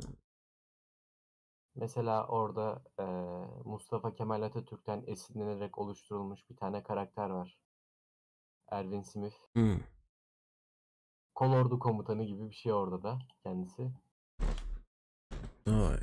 Onu bilmiyorum. Benim animeleri ben bir Kimi no Na var bende. Başka hiçbir şey yok. O yüzden pek bir bilgim yok. O da güzeldir abi, o da güzeldir. Şimdi orada saat çok geç abi, değil mi? Şu anda evet 1:16. 6 saat var ileride. Evet. Peki böyle yani konuşmana falan komşular tepki göstermiyor mu bu gece? Ya komşu şöyle bir şey var. Bak. Şu yanda bir tane komşu var. Tam bizim yanımızda. Yeni taşındı. Ben geçen yayında da söyledim bu muhabbeti. Her gün istisnasız 11 ile 12 arası televizyonun sesini açıyor. Kadın. Bildiğin kadın. Daha yüzünü görmedim. Yüzünü gören cennetlik. 11 ile 12 arası bildiğin böyle bangır bangır ses geliyor ya. Yani bir Japon'dan beklenmeyecek seviyede hareketler. Ben de dün şöyle bir dayadım. Dayadım derken kulağımı dayadım. Kulağımı dayadım. Arkadaş dedim bu merak ettim. Ne dinliyor bu? Bu böyle ne yapıyor dedim ya. Böyle şarkı türkü bir şey çalıyor. Allah'tan hani dedim bugün yayındayım. Ben de ses yapacağım. Bugünü bir es geçtim. Köşeye koydum. Neyse bir şey demiyorum. Yarın öbür gün bir daha ses yaparsa büyük ihtimalle şikayet edeceğim. Çünkü burada yani yalıtım var ama acayip bir ses geliyor buradan. Ve sinirimi bozuyor. Benim kulaklar da çok hassas. Yani burada en ufak bir seste bu Japonya şeyinden kalma bende bisiklet turunda o çadır muhabbetlerinde yani dışarıda böyle Evet. en ufak bir seste uyanıyordum oradan kalma aslında kötü bir alışkanlık en ufak bir şeyde uyanıyorum. Eskiden böyle bir şeyim yoktu ya. Kapatsam uyanmazdım. Senin sorun neydi komşuyla ilgili ben unuttum. Ha komşular bir şey demiyor muydu? Demiyor. Orada insanlar kendi halinde yaşıyor, değil mi? Ya tabii komşuculuk burada yok. Diyorum yani yandaki komşu. Hani bizi geçen yayında söylemiştim bu şikayet etme muhabbetini. Bizi biri şikayet etti. Ama neye göre şikayet etti? Ses yok, gürültü yok, bir şey yok. Kendi halimizdeyiz. Bazen öyle dengesiz böyle gıcık, kibirli, kin tutan Japonlar da geliyor. Onlar biraz sıkıntılı işte. Var mı başka sorun? Discord'ta da Teşekkür bayağı ederim abi. arkadaş gelmiş. Teşekkür ederim. Japonya ile ilgili sorun var mı? Japonya ile ilgili vardı abi. Şimdi ben Yiğit de bekliyor altta. Kendisini bireysel olarak tanımıyorum ama istiyorsan ben çıkayım, o gelsin. Ya sen bilirsin. Yiğit burada Ya da zaten ya. Yanı başında. Bana bir saat uzaklıkta. Yiğit her zaman gelir. ya da istersen Var mı sorun? durayım. Valla Japonya ile yok ilgili. abi. Japonya ile ilgili yok şu anlık aklıma gelen. Zaten ani bir şey oldu. Senin çekmen. Aklımda soru varsa da gitti. Ha yok sıkıntı yok. Yani sıramı salayım diyorsun. Tamam. O zaman Yiğit'i ben çekeyim ufak vakti. Tamam İbrahim teşekkürler geldiğin için. Ben teşekkür Bunun ederim için abi. İyi görüşürüz. akşamlar Zaten diliyorum. İyi Discord'tasın. yayınlar diliyorum. Evet. Görüşürüz. Haberleşiriz. Görüşürüz abi. Kendine iyi bak. Sen de teşekkür ederim. İyi yayınlar. Alırsın. Yiğit gel Yiğit. Dur. Neredesin Yiğit? Evde oturuyorum. Ed- Selam. Senin kanal Çek, şeymiş. çektim. Gözükmüyor senin kanal bir de. Nasıl gözükmüyor? Yok gözükmüyordu yani. Sen çekince geldim şimdi gördüm. Ha. Yiğit saat 1:30. Bildiğim çok iyi bir gay bar var Shinjuku'da. Gidelim. Hangisi abi? Kaçıbiko'da. Çağrıdan kaldı aklımda. Kapukuçu. Kapukuçu. Kaçı ne diyorsun ya? Kaçıbiko falan diyorlardı. Adam öyle bir nasıl bir telaffuz ettiyse Yok sürekli Biço yani muydu? Çok beni karıştırdı ya. doğrusu aklımda Kaçıbiko diye kaldı ya. Doğru bildiğimi de Evet unutturdu çok bana. komikti ya. Son izledim de. Ne yapıyorsun nasılsın? Abi iyiyim. Sen nasılsın? Vallahi iyiyim ben de sağ olasın ya. Benim de babam geldi Japonya. Babam mı geldi? Aa, hoş gelmiş. Eyvallah. O da bende kalıyor işte. Onu da sağa sola gösteriyorum. İlk gün Kabukicho'ya götürdüm onu da. Bizim mekana götürdüm. İşte yoldan geçen işte zenci arkadaş, siyahi arkadaşlar olsun. Tayvanlı Tayvanlı ablalar olsun falan. Herkese tanıştık. Yani baban gelir gelmez. Selamünaleyküm Tokyo dedin, direkt oraya götürdün ha. Helal olsun. Aynen. Sonra işte Ueno'ya götürdüm. Ueno'da çok nanpa yapanlar var biliyor musun abi? Ueno pazarında. Ueno. Enteresan hareketli yer Ueno. Çok, çok deli ya. Acayip Ueno. manyak bir yer. Ben işte bir kere gittim, video çektim. Ben bilmiyordum oraların öyle hareketli olduğunu. Dedim ben buraya bir daha geleceğim. Ueno enteresan yani. Biraz böyle işlerine falan girilince e, böyle enteresan muhabbetler var. Gidelim bir gün, video çekelim oraya. Aynen. Gel sen de Ben katıl. ben çok mutlu olurum senin videona katılmaya valla. Tutup Kamerayı beni tutarım. tutup beni orada gay bardır, göz bardır o tarz yerlere tutup şey yap sokmasın herhalde. Yok yani senden izin alırım. Sen istersen gideriz. Tandır'a da gideriz Tandır'a. Tandır mı? Ne tandırı? Şey diyordun ya Asakusa mı? Tandır diye. Asakusa mı? Tan yok yok Tantra. Tantra Tokyo'ya. Ha, ne kulüp müydü orası? Aynen. Geisha show yapan bir kulüptü. Bakarız. Konuşuruz bu mevzuları. Aynen. Senin Kore nasıldı abi? Kore güzeldi. Kore, söyledim, o soranlar vardı. Vallahi Kore güzeldi. Böyle kafa dağıtmalık, zaten biliyorsun Japonya'ya yakın. Sen gittin mi Kore'ye? Bana hiç nasip olmadı ya gitmedim. Gidersin ya. Biletler falan da böyle 2-3 hafta öncesinden bile olsa aşağı yukarı aynı fiyatlar oluyor. Bir de buralara göre biraz daha ucuz açıkçası. Öyle mi? Bayağı bir Japon gidiyor geliyor, özellikle Fukuoka'da bir uçak dolusu Japon gidiyor, bir uçak dolusu Koreli geliyor. İnanılmaz bir aykırı sirkülasyon var Kore Allah ile Allah. Japonya arasında. Biz gemiyle gidecektik vaktimiz olsaydı, o Fukuoka'dan Busan'a da fazla bir vaktimiz yoktu. Ha, gemi ne kadar abi? Gemi Allah ne kadardı ya? Unuttum, vallahi unuttum. 100-200 dolar civarı bir şeydi, git gel, öyle bir tık Böyle pahalıydı açıkçası. Yani cruise. uçaktan daha pahalıydı.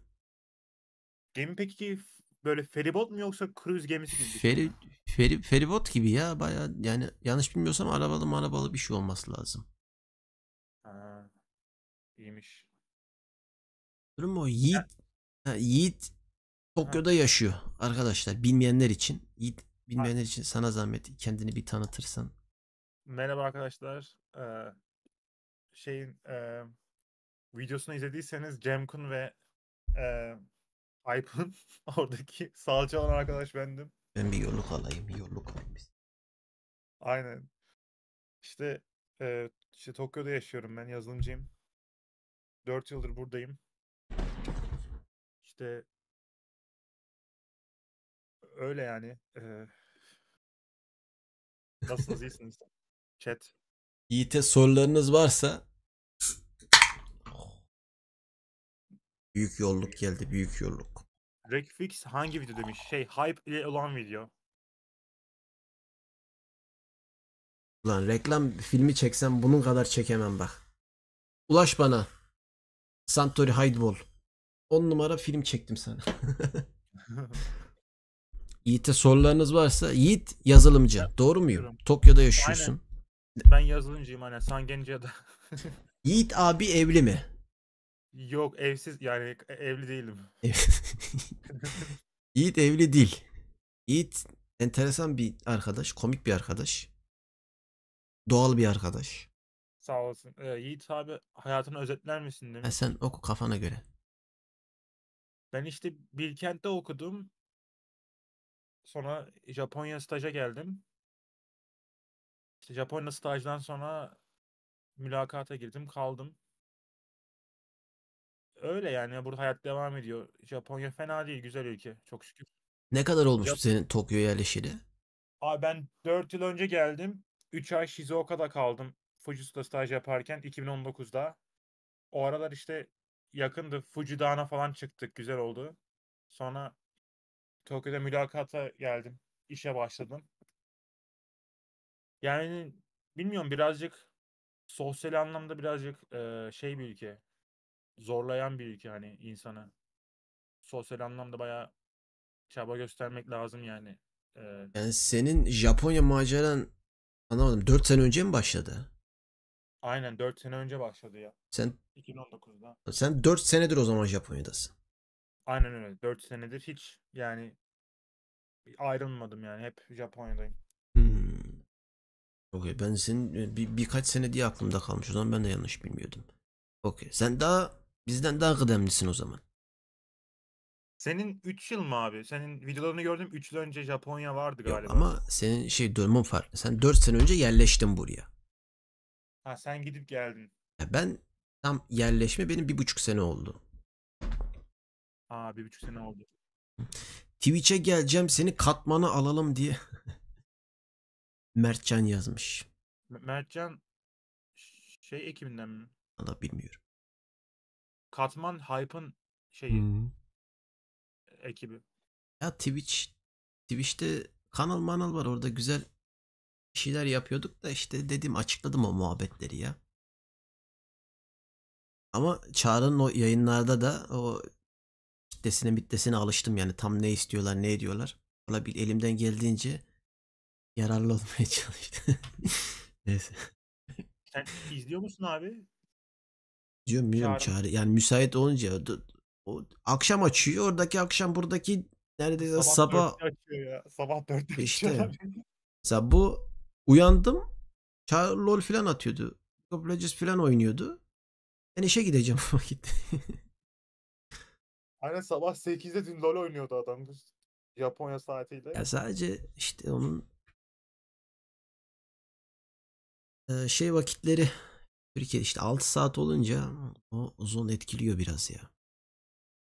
Ama yayın Ya. özetlerini falan izliyorum. Geçen de videomu izlemişti sağ olasın. Güney Kore videosu. Abi sen Twitch şey düşünmüyor musun YouTube yerine? Twitch.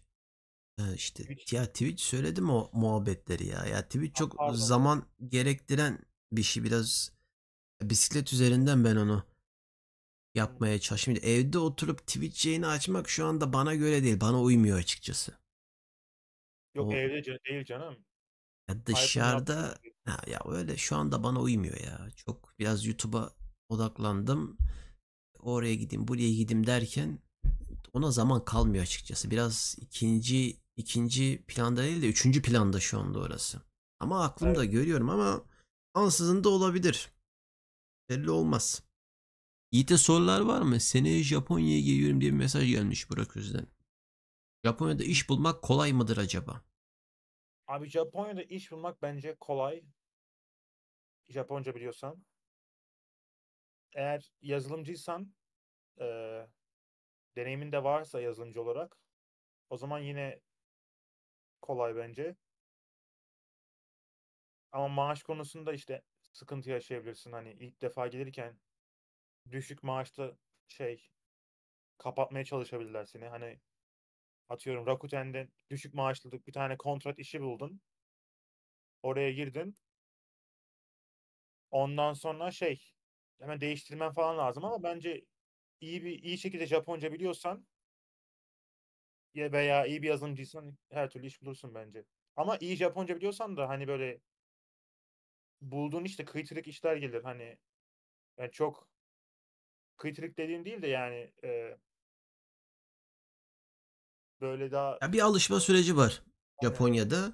Orayı atlatana kadar hani genelde benim sağda da solda da gördüğüm böyle yabancılar birden fazla işi tecrübe ediyor. Çünkü Japonya'nın iş ortamı, sen de biliyorsun, böyle stresli.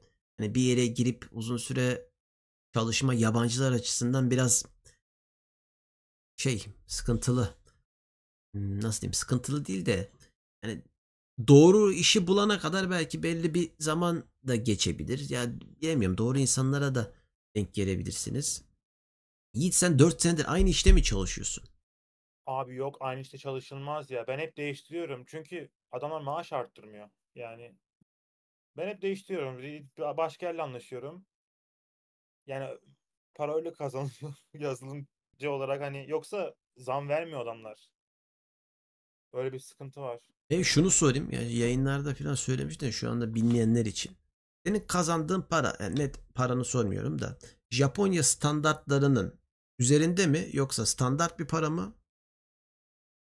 Abi şu anda standartların üzerinde olduğunu düşünüyorum ya. Yani zengin değilim ama ya, Tamam, onu sorun zaten. Standartların üzerinde mi değil mi sadece? Hani yazılım işte. Genelde bu yazılım üzerinden Japonya'ya gelmek isteyen de bir aile insan var. O yüzden sordum. Yani senin kazandığın parayla tek kişi zaten yaşayabiliyor. Onda bir sorun yok. İki kişi olsan da yok, çok rahat yaşanır ya. hani İki kişi de işte çalışmıyor diyelim mesela yanındaki arkadaşın. Öyle de yaşanır değil mi? aynen yaşanır yaşanır. Aile de kurabilirsin. Hani ben yani birazcık fazla dışarıda takılıyorum da. Ya o ayrı işte dediğim muhabbeti. Ailede atıyorum. Bir tane çocuğa kadar okey mi? Ya abi Nikon Hanamase biliyor musun? Toptan market. He. Hep alışverişini oradan yaparsın. Yani çocuklara falan yemek pişirirsin. Çocuğun masrafı nedir ki? Yani okula gidecek gelecek hani. Bence olur. İki kişi Yapıyorsun. bir Sen de olur. çocuk olmadığı için oraları kafanda kuramıyorsun. Okey. Bak öyle bir soru gelmiş. Dur, neredeydi? Tek çocuklu bir ailenin rahat yaşaması için ne kadar gerekir aylık? Bak öyle bir Abi soru gelmiş. Ezgi yazmış. bunlar çok zor sorular. Tek Tek çocuklu bir bak aile ben benim ne cevap ver? çevremde de şimdi çevresinde de birkaç kişinin, hatta bir çocuk değil, şu anda bizim yakın çevreden üçüncü çocuğa hamile olan bir tane Japon arkadaşımız var. Ailemiz var. Ailemiz demeyeyim ben. Bazen kuracağım kelimeler farklı yere gidiyor. Arkadaşımız var diyeyim. Şöyle söyleyeyim, eşi çalışmıyor. E, Üçüncü çocuk geliyor. Aşağı yukarı bizim ev büyüklüğünde bir yer. Benim o ev videomu izlemişseniz böyle 50 metrekare bir yerde yaşıyorlar. Eşi spor hocası, fitness eğitmeni. Aylıkta ortalama benim bildiğim böyle 2.000 dolar mı? Öyle bir şey işte. Bilmiyorum ekstra gelirleri var mı da. Yetiyor herhalde yani. Bir de bu Japonlar biriktiriyor yani. Sağa sola para atıp bazen böyle yatırım onları bilmiyorum ama yetiyor. Üçüncü mesajları yayınlayayım, pardon. Bak diye yukarıda kalmış mesajlar. Abi bir Yani soru bir geldi. çocuğa kadar şöyle söyleyeyim. Bir çocuğa kadar aylık buralarda, şimdi bilemem şimdi çocuğun ne masrafı çıkacak şu da. Ortalama bir maaşla da bir tane çocuk, yani 1500 dolar desen, o da aşağı yukarı ne kadar geliyor? 220 bin yen mi? Yetmeyebilir. Böyle ucu ucuna gelebilir. 1500 dolar civarı bir para.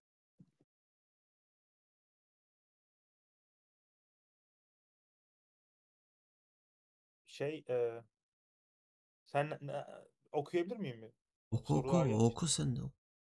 Şey birisi Zoe so cute demiş ki Yiğit abi nasıl karar vermiş Japonya taşınmaya sorar mısın diye. Abi ben Japonya taşınmaya karar vermedim. İşte staj yaptım. Sonra 3 aylık bir tane kontrat işi buldum. Kafama estiği zaman zaten her türlü Türkiye'ye dönebildim. Türkiye'de çok kolay iş bulurum dedim. Öyle bir gerçek var. İşte kontratla kaldım. Biraz daha kaldım. Biraz daha kaldım derken 4 yıl oldu. Bir de Noname Yiğit deneyimsiz iş bulmuş demiş. Ben yok okulu bitirmeden önce Türkiye'de de çalışıyordum. Sağda solda işte part time full time. Okul bitene kadar birazcık deneyimim vardı. Senin Onun yaşın kaç Yiğit?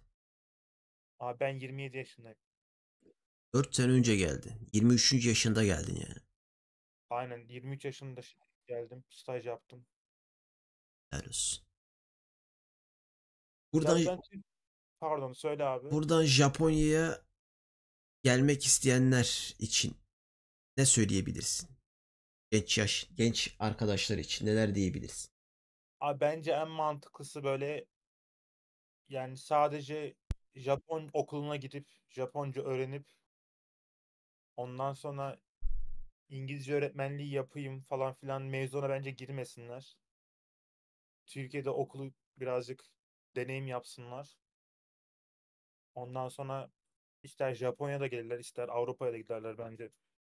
Yani herhangi bir alanda çalışıyorlar olurlarsa olsun işte yazılım olur atıyorum Yazılım tavsiye ederim bu arada.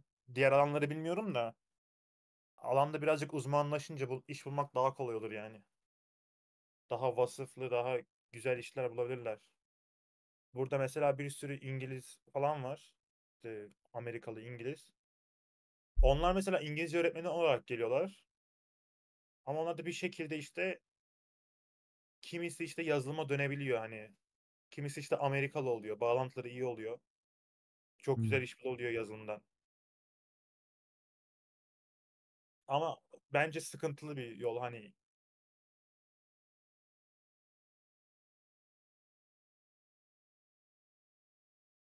Yazılımdan bahsediyorsun. Gelen mesaja bak.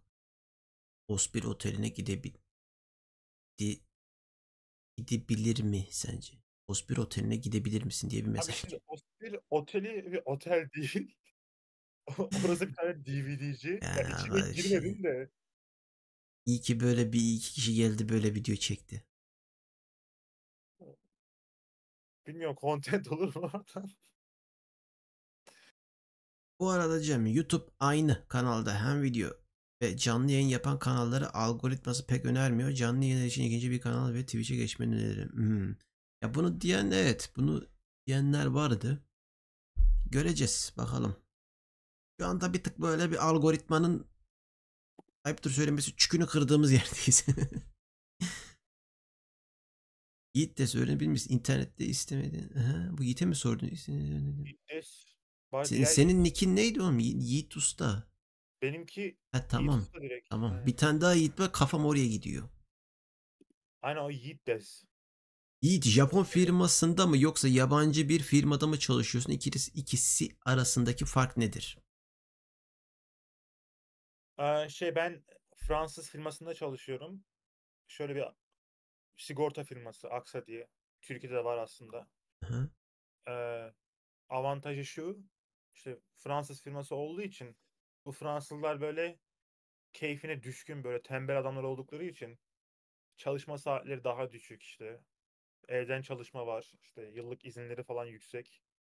O Fransa'daki çalışma koşullarını adamlar Japonya taşımışlar.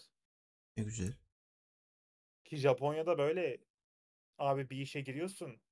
İşe girdikten 6 ay sonra adam sana 10 günlük izin veriyor. O günlük 10 günlük izin de bir yıllık geçerli. Ondan bir yıl sonra 14 günlük izin geliyor. Hani ben hangi ara Türkiye'ye gideceğim, hangi ara ailemi göreceğim, hangi ara Tayland'ı gezeceğim mevzusu oluyor. O yüzden ben son iş yerimdeyken aslında startup'ta çalışıyordum. Cidden Türkiye'ye ciddi dönmeyi düşünüyordum yani. Hani çok baymıştı beni adamlar. Anladım. Sen evden mi çalışıyorsun? Abi şu anda evden çalışıyorum aynen. Yok evden çalışmasam şu an çoktan uyumuştum. Ortalama bir günde kaç saat çalışıyorsun evden? Abi sabah 9'dan akşam 5'e kadar çalışmamızı istiyorlar.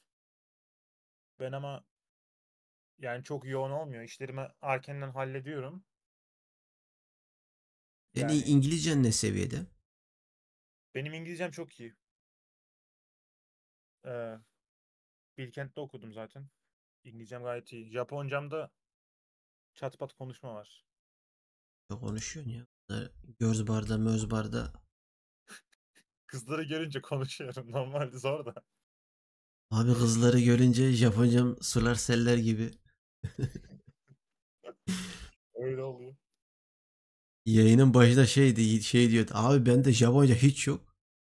2 saat sonra baktık bülbül gibi şakıyor adam. Kızları görünce gaza gelmiyor.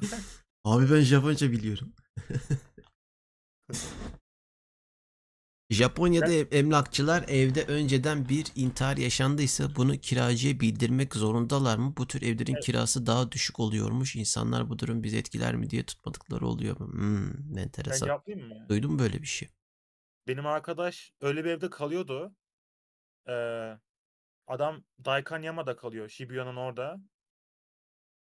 Yani komşuları adamın 200 bin yen mi? 200 bin yenin üstünde veriyor. Güzel bir yerde kalıyor. Adam 140 bin yen veriyor. Kontratında da bir şey yazıyor. Birisi burada ölmüş falan yazıyor. İşte intihar etmiş yazıyor. Hı. Küvetinde mi ne işte ne yaptıysa. Eee, detaylarını da yazmışlar galiba. İşte o yüzden kirası daha düşüktü ama sonra kontratını yenilerken işte iş diyorum ya. Bina sahip değiştirdi. Yeni sahibi yeni kontratını yenilemek istiyorsan bu kadar para vereceksin dedi. Adamı 140 bin yen veren adamı 200 bin yen vermeye zorladılar. Öyle bir mevzu oldu yani. Hmm. Yani sorusuna cevaben arkadaşın evet Oluyor. oluyor. Yapmak zorunda. Yani çok kafaya takmıyorsanız, çok biraz takıntılıysanız var Japonya'da böyle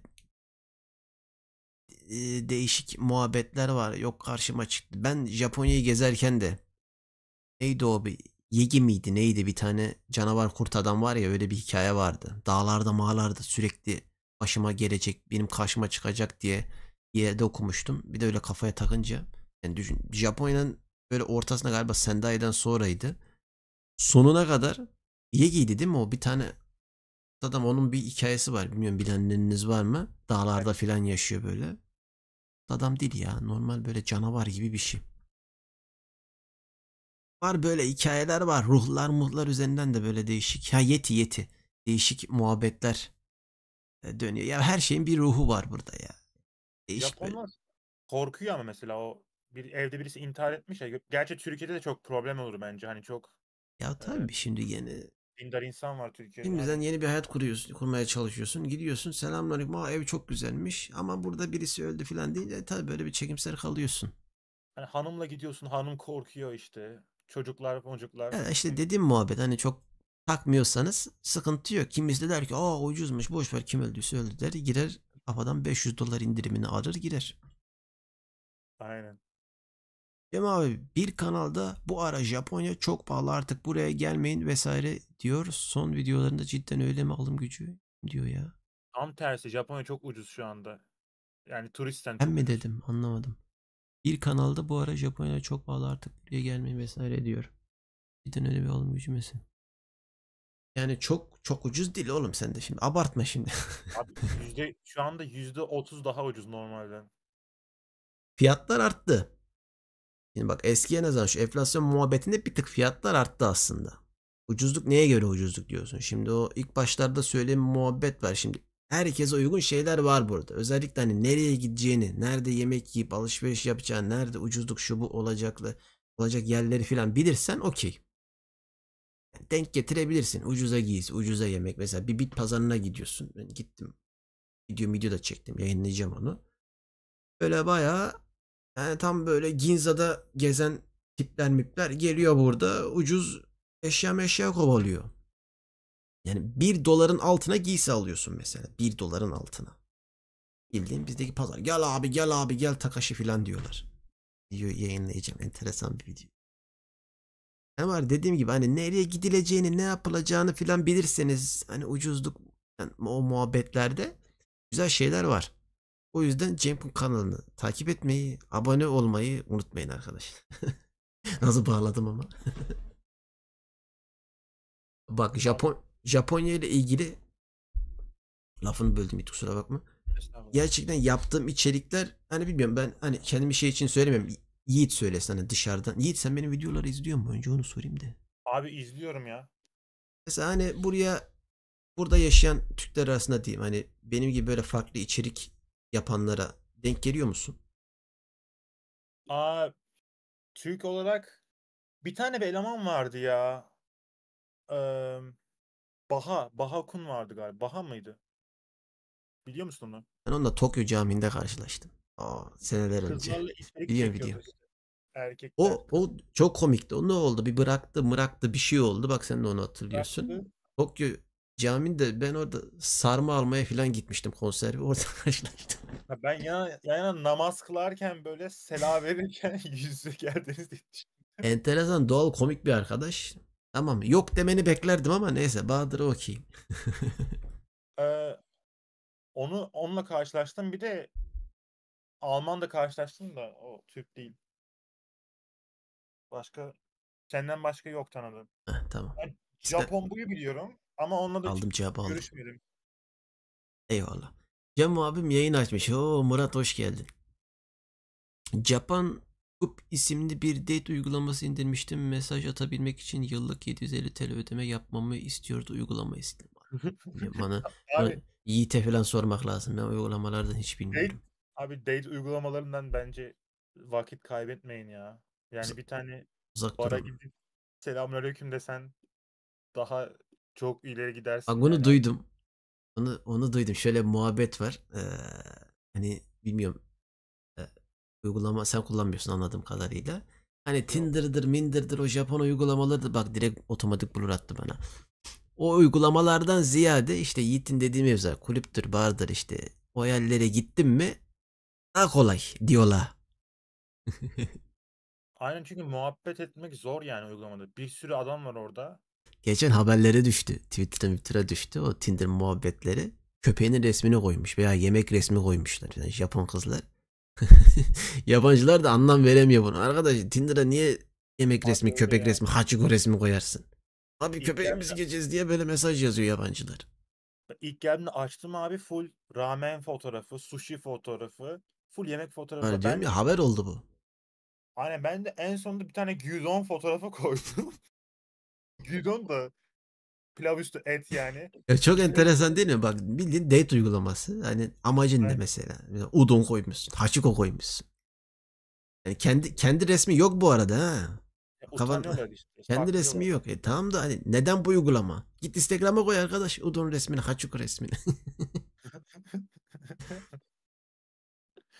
Ben alıştığım için şu anda bana normal geliyor da harbiden saçma yani. Çok çok Japonya'nın bu iyi yanlarının yanında da böyle hani anlam veremediğimiz saçma muhabbetler de çok. Dünyanın en iyi kameralarını üretip görmedim yanında kalp var. Kameradan korkan bir millet çok. Ya kameradan korkmak değil de genelde bilmiyorum insana da oluyor mu böyle yaban hani bir dışarıda yürüyorsun sohbet muhabbet ediyorsun böyle yanından Japonlar geçiyor böyle bakıyor bak. Böyle bakıyor. Böyle bakıyorlar. Hani sanki ilk kez böyle bir yabancı görmüşler gibi. Bir de hele mesela benim gibi böyle bir köyde kasabada fazla yabancının yaşamadığı bir yerdeyseniz sokakta yürüyorum arkadaş. Hani bazen meraktan yapıyorum. Hani böyle göz göze gelmeye çalışıyorum bakacaklar mı diye. Böyle bakıyorum mesela bakıyorlar. Abi ben Genelde şık mesela benim bazısı böyle alıştığı için sorun sıkıntı yok ama mesela ben rahatsız oluyorum yani. Sokakta yürüyorum, sohbet ediyorum. Niye böyle bakıyor? Ha, ne oluyor ya?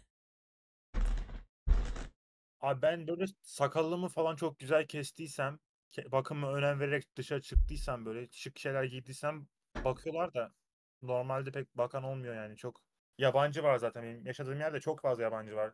Sen uzaklarda oturuyorsun, belki orada pek yoktur yani Ya yabancı. tabii hani yabancı mancı var ama bu genel olarak Japonya'da gördüğüm şey genelinde sadece Tokyo değil.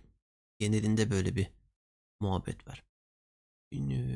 Abi yazılım mühendisi olarak Japonya'da nasıl iş bulabiliriz?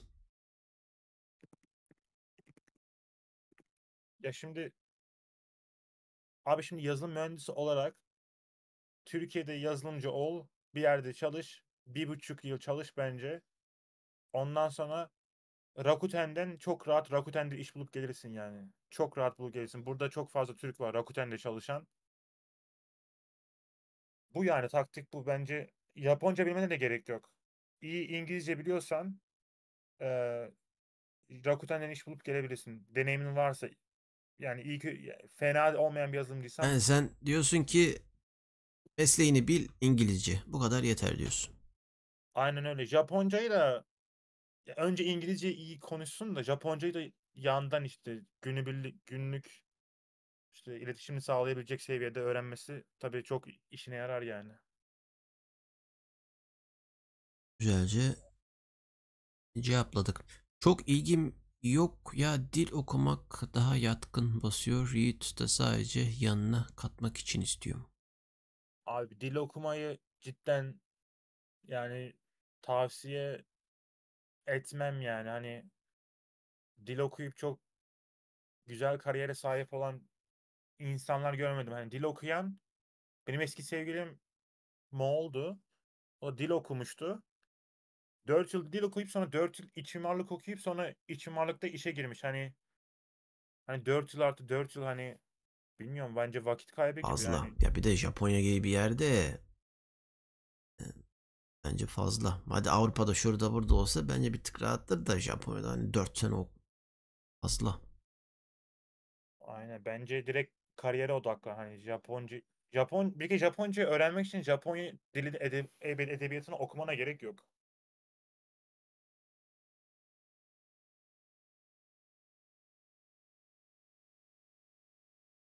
İngilizcenin nasıl geliştirdin sen?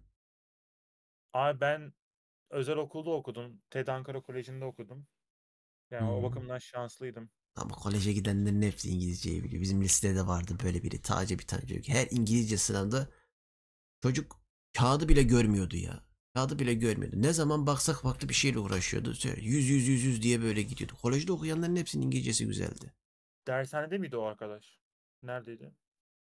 Ee, Yok. Bizim liseden önce galiba bir 2 sene filan kolej gibi böyle özel bir okula gitmişti. Ha, Böyle bir lisede muhabbet. Lisede miydi? muhabbet ediyor. Ortaokulda mıydı? Galiba ortaokuldaydı yanlış hatırlamıyorsam. Ortaokulda özel bir yere gitmişti. Yani mesela ben turizm okudum. Hani İngilizce öğretemediler biz. Hani daha sen öğrenemedin, sen öğretemediler muhabbetine girmek istemiyorum ama yani yok bizim sistemde de böyle bir şey var. İlk başta öğretmeleri gereken şey İngilizcedir, yabancı dildir mesela lisede de. Bize bir dönem Rusça öğretmeye kalktılar. Kitabı açıyorduk yazılıda sınavda. Böyle yazıyorduk. Davayında pastokomisa falan yazıyor.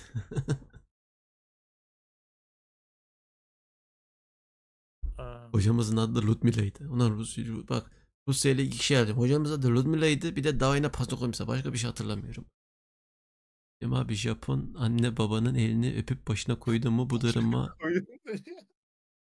Ona niye gülüyorsun? Ay, başa koyma kısmı Japonlarda yok mu? Tamam bak o kız isteme muhabbetinde ben bunu yaptım. Ha, yaptın mı? Kız isteme muhabbetinde ben bunu yaptım. Eşim Bazıları babasının öyle ya. elini öptüm. Bak elini öperken höve oldu böyle hani var ya tepkin höve. Öyle oldu.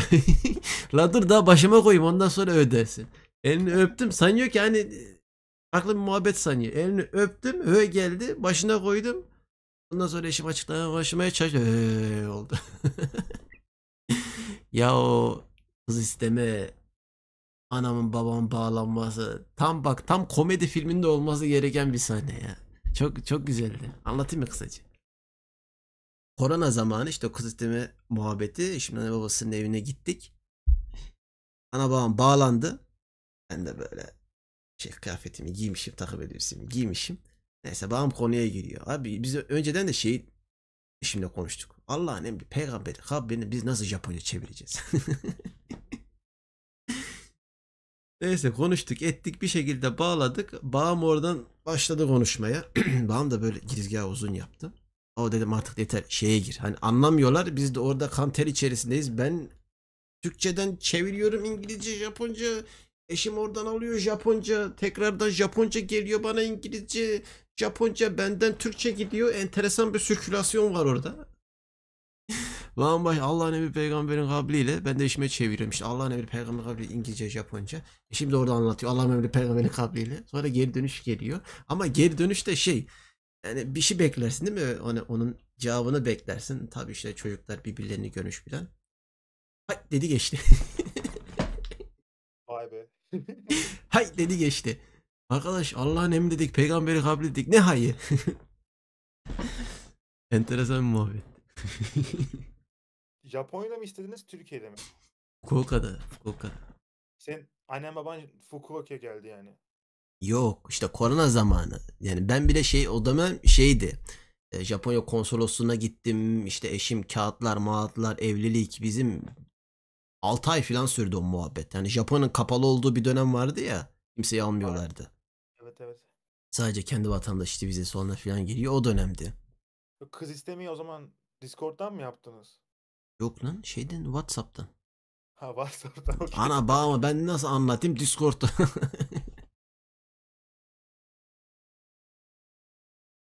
Güzeldi ama enteresandı ya. Bir de ekran kaydı falan aldık. Arada sırada açıyorum bakıyorum hallerimizi. Enteresan. Enteresandı. Discord ne oldu? Birisi aylık 900 bin yen nasıl demiş? Orta sınıf mı yoksa üst aylık 900 bin yen vergi sonrasıysa aşırı güzel para yani. Aylık 900 bin ya, nasıl, orta sınıf mı yoksa üst mü? Hmm. Yani bu yaşama muhabbetleri parayı, hani sen de biliyorsun, atıyorum şimdi 900 bin yen. Atıyorum, kiran ne kadar? Kiran mesela güzel bir yerde kalıyorsun. İstiyorsan yakın bir yerde kalıyorsun. Kira 200 bin yen diyelim. İşte ıvırı zıvırı bilmem nesi, arabası şusu busu derken bir anda sen böyle 500 aylık 600 bin yen oluyorsun. Elektrik şu masrafı derken yaşantına göre değişiyor. Mesela Yiğit de söyler bunu. 200 bin yene de yaşanır. Mesela 150 ya 100 bin yene yaşayamaz mısın sen mesela? 100 bin yene de yaşarsın burada. Zorlarsan Yani yaşarsın. zorlarsan 100 bin yene de yaşarsın. Ki dolara vurduğunda ne eder? 600-700 dolar mı ne eder? Ben Shizuoka'da 60 bin yen yaşıyordum. Staj yaparken. Ya yaşanılabilir. Ben bir evler görüyorum. Sadece küçük küçük 5-10 metrekareli evlere denk geliyorum mesela. Yaşayan bir hayli Japon var böyle. Evet evet abi adamlar bir kere mesela benim kaldığım yer 80-90 bin yen kira veriyorum ben şehir merkezinde. Ha, orta halli bir yer. Bir de bunun budget versiyonları var böyle versiyonları var böyle daha ucuz yerler var. Abi çok ufak evlerde millet hapishane gibi yerlerde oturuyorlar. İşte 15 metrekare, 20 Var metrekare var. falan. Ha, 50 bin yen veriyor ama yani orada da alışmış ama yaşamaya yani. Ya ben 30 bin yene de gördüm. 30 bin yene de denk geldim. Böyle biraz uzaklaşınca merkezden. Yani yaşanmaz oralarda. Ha, Çok kimisi böyle. bak kimisi benim eve geliyor burada yaşanır mı diyor. Çok ufak ev diyor 30 metrekare diyor. Kimisi benim eve geliyor oha burası çok iyiymiş çok genişmiş Sangence'de oturuyorsun diyor. Yani kişisine bağlı. Ya şimdi tabii bizim şeylere, durumlara göre eve bir baktım da böyle ne söyleyeceğimi düşünüyorum. Yani bizim ev mesela o kaçtı, 50-55 metrekare. Yani standart bir ev yani. Yani buralar için standart bir ev.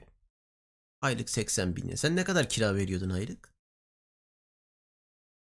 Ben 90 bin yen veriyorum. 90 bin yani. Sangence'de. Ee, istasyona 7-8 dakika yürüme. Senin faturaların elektrik, su, doğalgaz aylık böyle bir toplam ne kadar buluyor ortalama? Abi hepsini en fazla 20 bini bulur ya. Değil mi? Geç. En fazla. Bizde de aynı muhabbet. Mesela bizde elektrik, iki kişi olmamıza rağmen elektrik, su, doğalgaz, bir de eşim çalışıyor. Ben evde fazla durmuyoruz. Elektrik, su, doğalgaz yine 20 bini geçmiyor değil mi? Yok yok 20 bini geçmez. Bizde de aynı muhabbet. O konularda iyiler. O fatura konularında çok bir şey yok burada. Link paylaşabilir miyim chatte? Neyin linki? Birisi net kazanıyorsun, brüt ne kadar kazanıyorsun falan sorusunu sormuş da böyle bir site var. Ata, Japan ata, Tax atabilirsin. Calculator.com diye. Japonya'nın köy tarafları çok güzel. Yaşasam oralarda yaşarım. Japonya'nın köy tarafları. Ya verirken bir de yüzümde elmacık kemiklerim çıktı. Güzel güzel. Çok tatlı yerler. Ama oralarda yaşamak için de biraz Japonca, biraz değil Japonca bilmek lazım. Oralardaki hayat böyle hani gençlerin yaşamadığı yerler ya. Japonca bilmek lazım oralarda. Ama tam Orası böyle, zor işte ya. hani bizde bir laf var ya, hani emeklilik hayatı. Ona Evet. benzer yaşamlar. Orada ne yapacaksın? Ama köy böyle ufak yerleşim yerlerinde şey güzel oluyor. İnsanlar çok e, daha sıcakkanlı oluyor böyle. Öyle.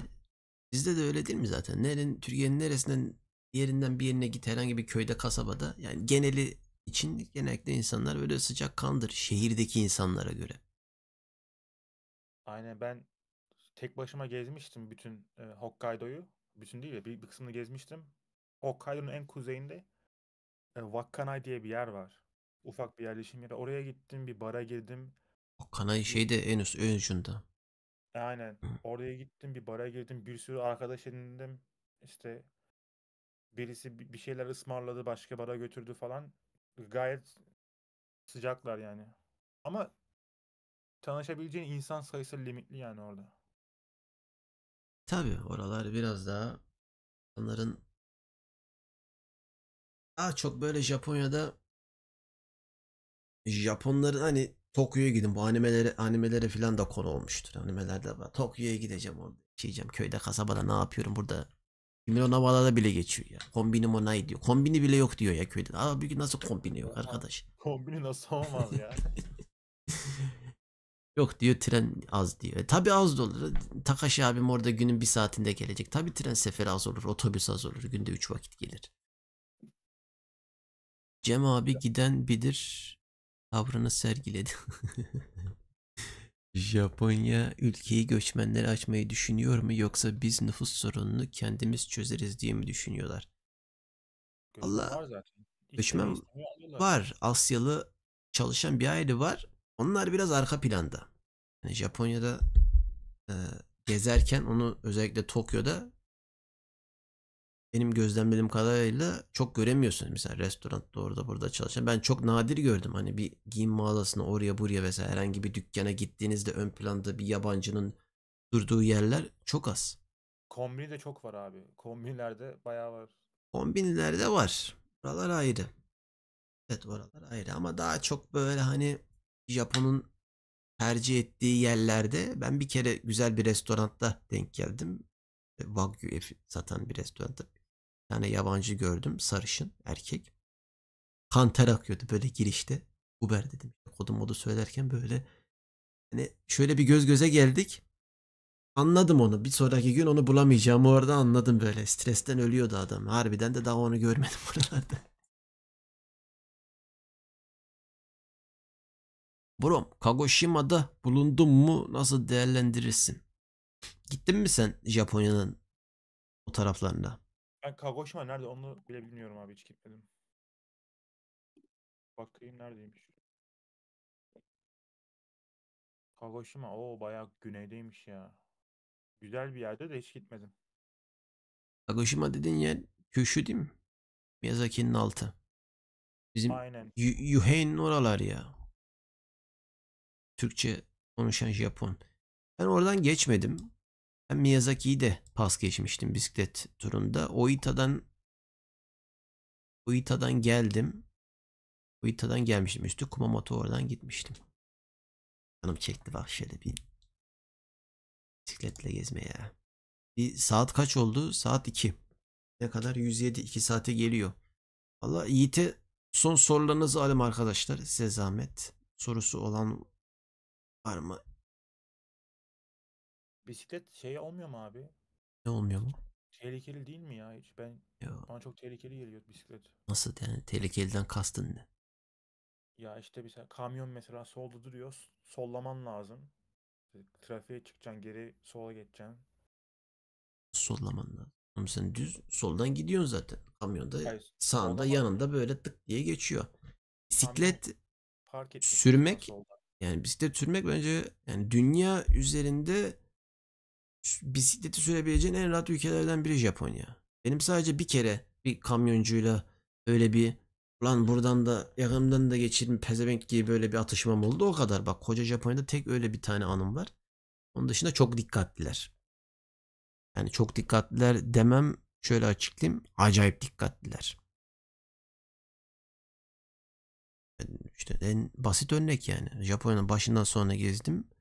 Tamamıyla gözlemledim o konuda. Çok dikkatliler. Güvenli ama. Güvenli. Bunu zaten Yiğit de katılır. Onun bahsettiği muhabbet ayrı. Geneli Japonya'nın geneli güvenli zaten. Dağın başında da kalsanız çok denk gelmeniz lazım ya. Yani benim gibi Sendai'de bir Yakuza abiye denk gelmeniz anca böyle gezmeniz lazım. Dağın başında mesela gecenin 3'ün 4'ünde arabalı birilerinin gelip elimde böyle çakıyla bekliyordum. Hadi saldıracak diye. Anca böyle gezersen o da bir tane iki tane bir elin parmağını geçmez yani. Kabukicho bile güvenli bence ya. Ya tabii hani biraz denk gelme mevzusu. Biz kimdi? Bir ara işte o geziyoruz Kabukicho'da. Bir tane abi bir arabaya yaslandı böyle. Arkadan birisi geldi. Takım elbiseli. Ben anladım. Anladım ama. Dövmeli abilerin bir ferdi olduğunu anladım. Abi şey yapacak yani bildiğin böyle muhaddedi bir şey dedi. Normal bir Japon'dan beklenmeyecek bir hareket. Yanımdaki abi biraz daha üstelese hani şey yapmasak konuşmasak enteresan bir şey daha çıkabilirdi. Ha. Alttan almak lazım. Bir Japon'dan beklenmeyecek bir hareket gördüğünüzde size burayla ilgili verebileceğim tek tavsiye tamamıyla uzak durmanız arkadaşlar. Çünkü buranın manyağı manyak. Öyle hani bildiğiniz manyaklardan değil. Tam manyak. Hele bir de Japonya'nın manyağıysa Evet evet, ara sıra çıkıyor böyle kendi kendine konuşan, bağıran tipler falan çıkıyor yani. Bıçak çeken tipler var şeyde. ya var Trende benim, ama benim burada yaşadığım yerde bile 2 kere geldi başıma ya. Trende bana geldi bir tane kadın söylenerek omuz attı. Çıktım beni takip etti mesela bir süre kadar. Yani hayatta böyle şey yapmazsın ha, hani. Bu Japonya'da oldu, Tokyo'da oldu. Böyle bir yerde "Aa, lan atıyorsun falan derler ama yaşadım yani.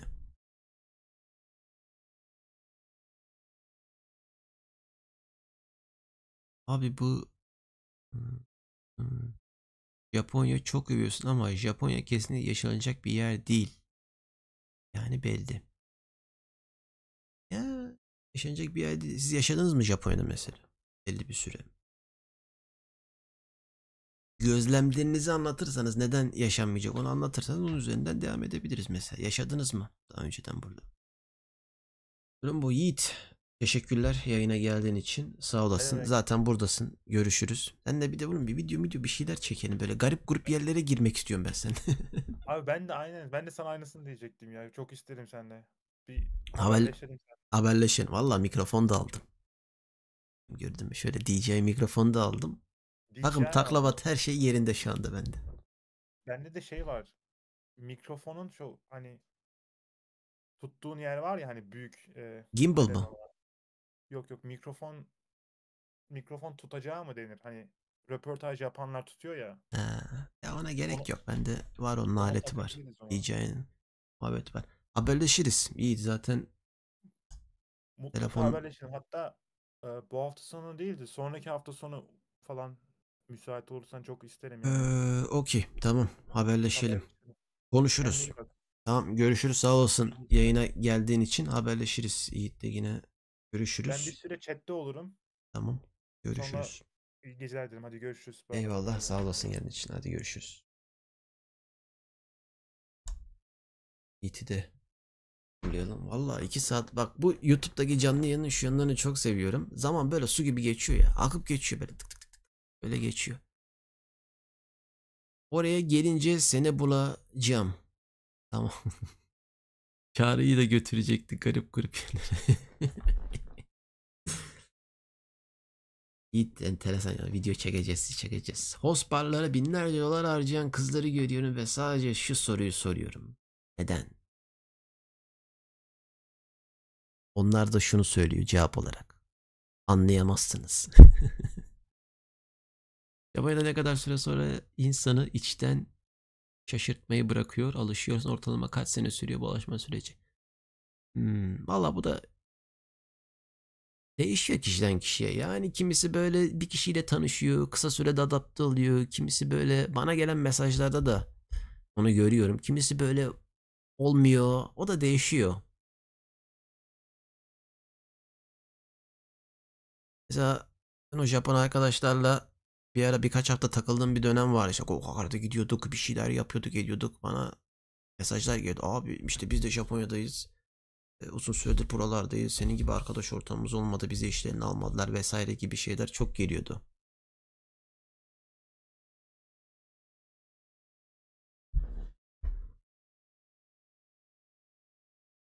2:10 geç. 2 saat yapacağım dedim. 2 saat okey. Valla aralıksız geçti ha. Sanki 5 dakika önce başlamışım gibi bak. 2 saat çok çabuk geçti. Arkadaşlar ben ufaktan kaçayım. Yolluğumu bir bitireyim.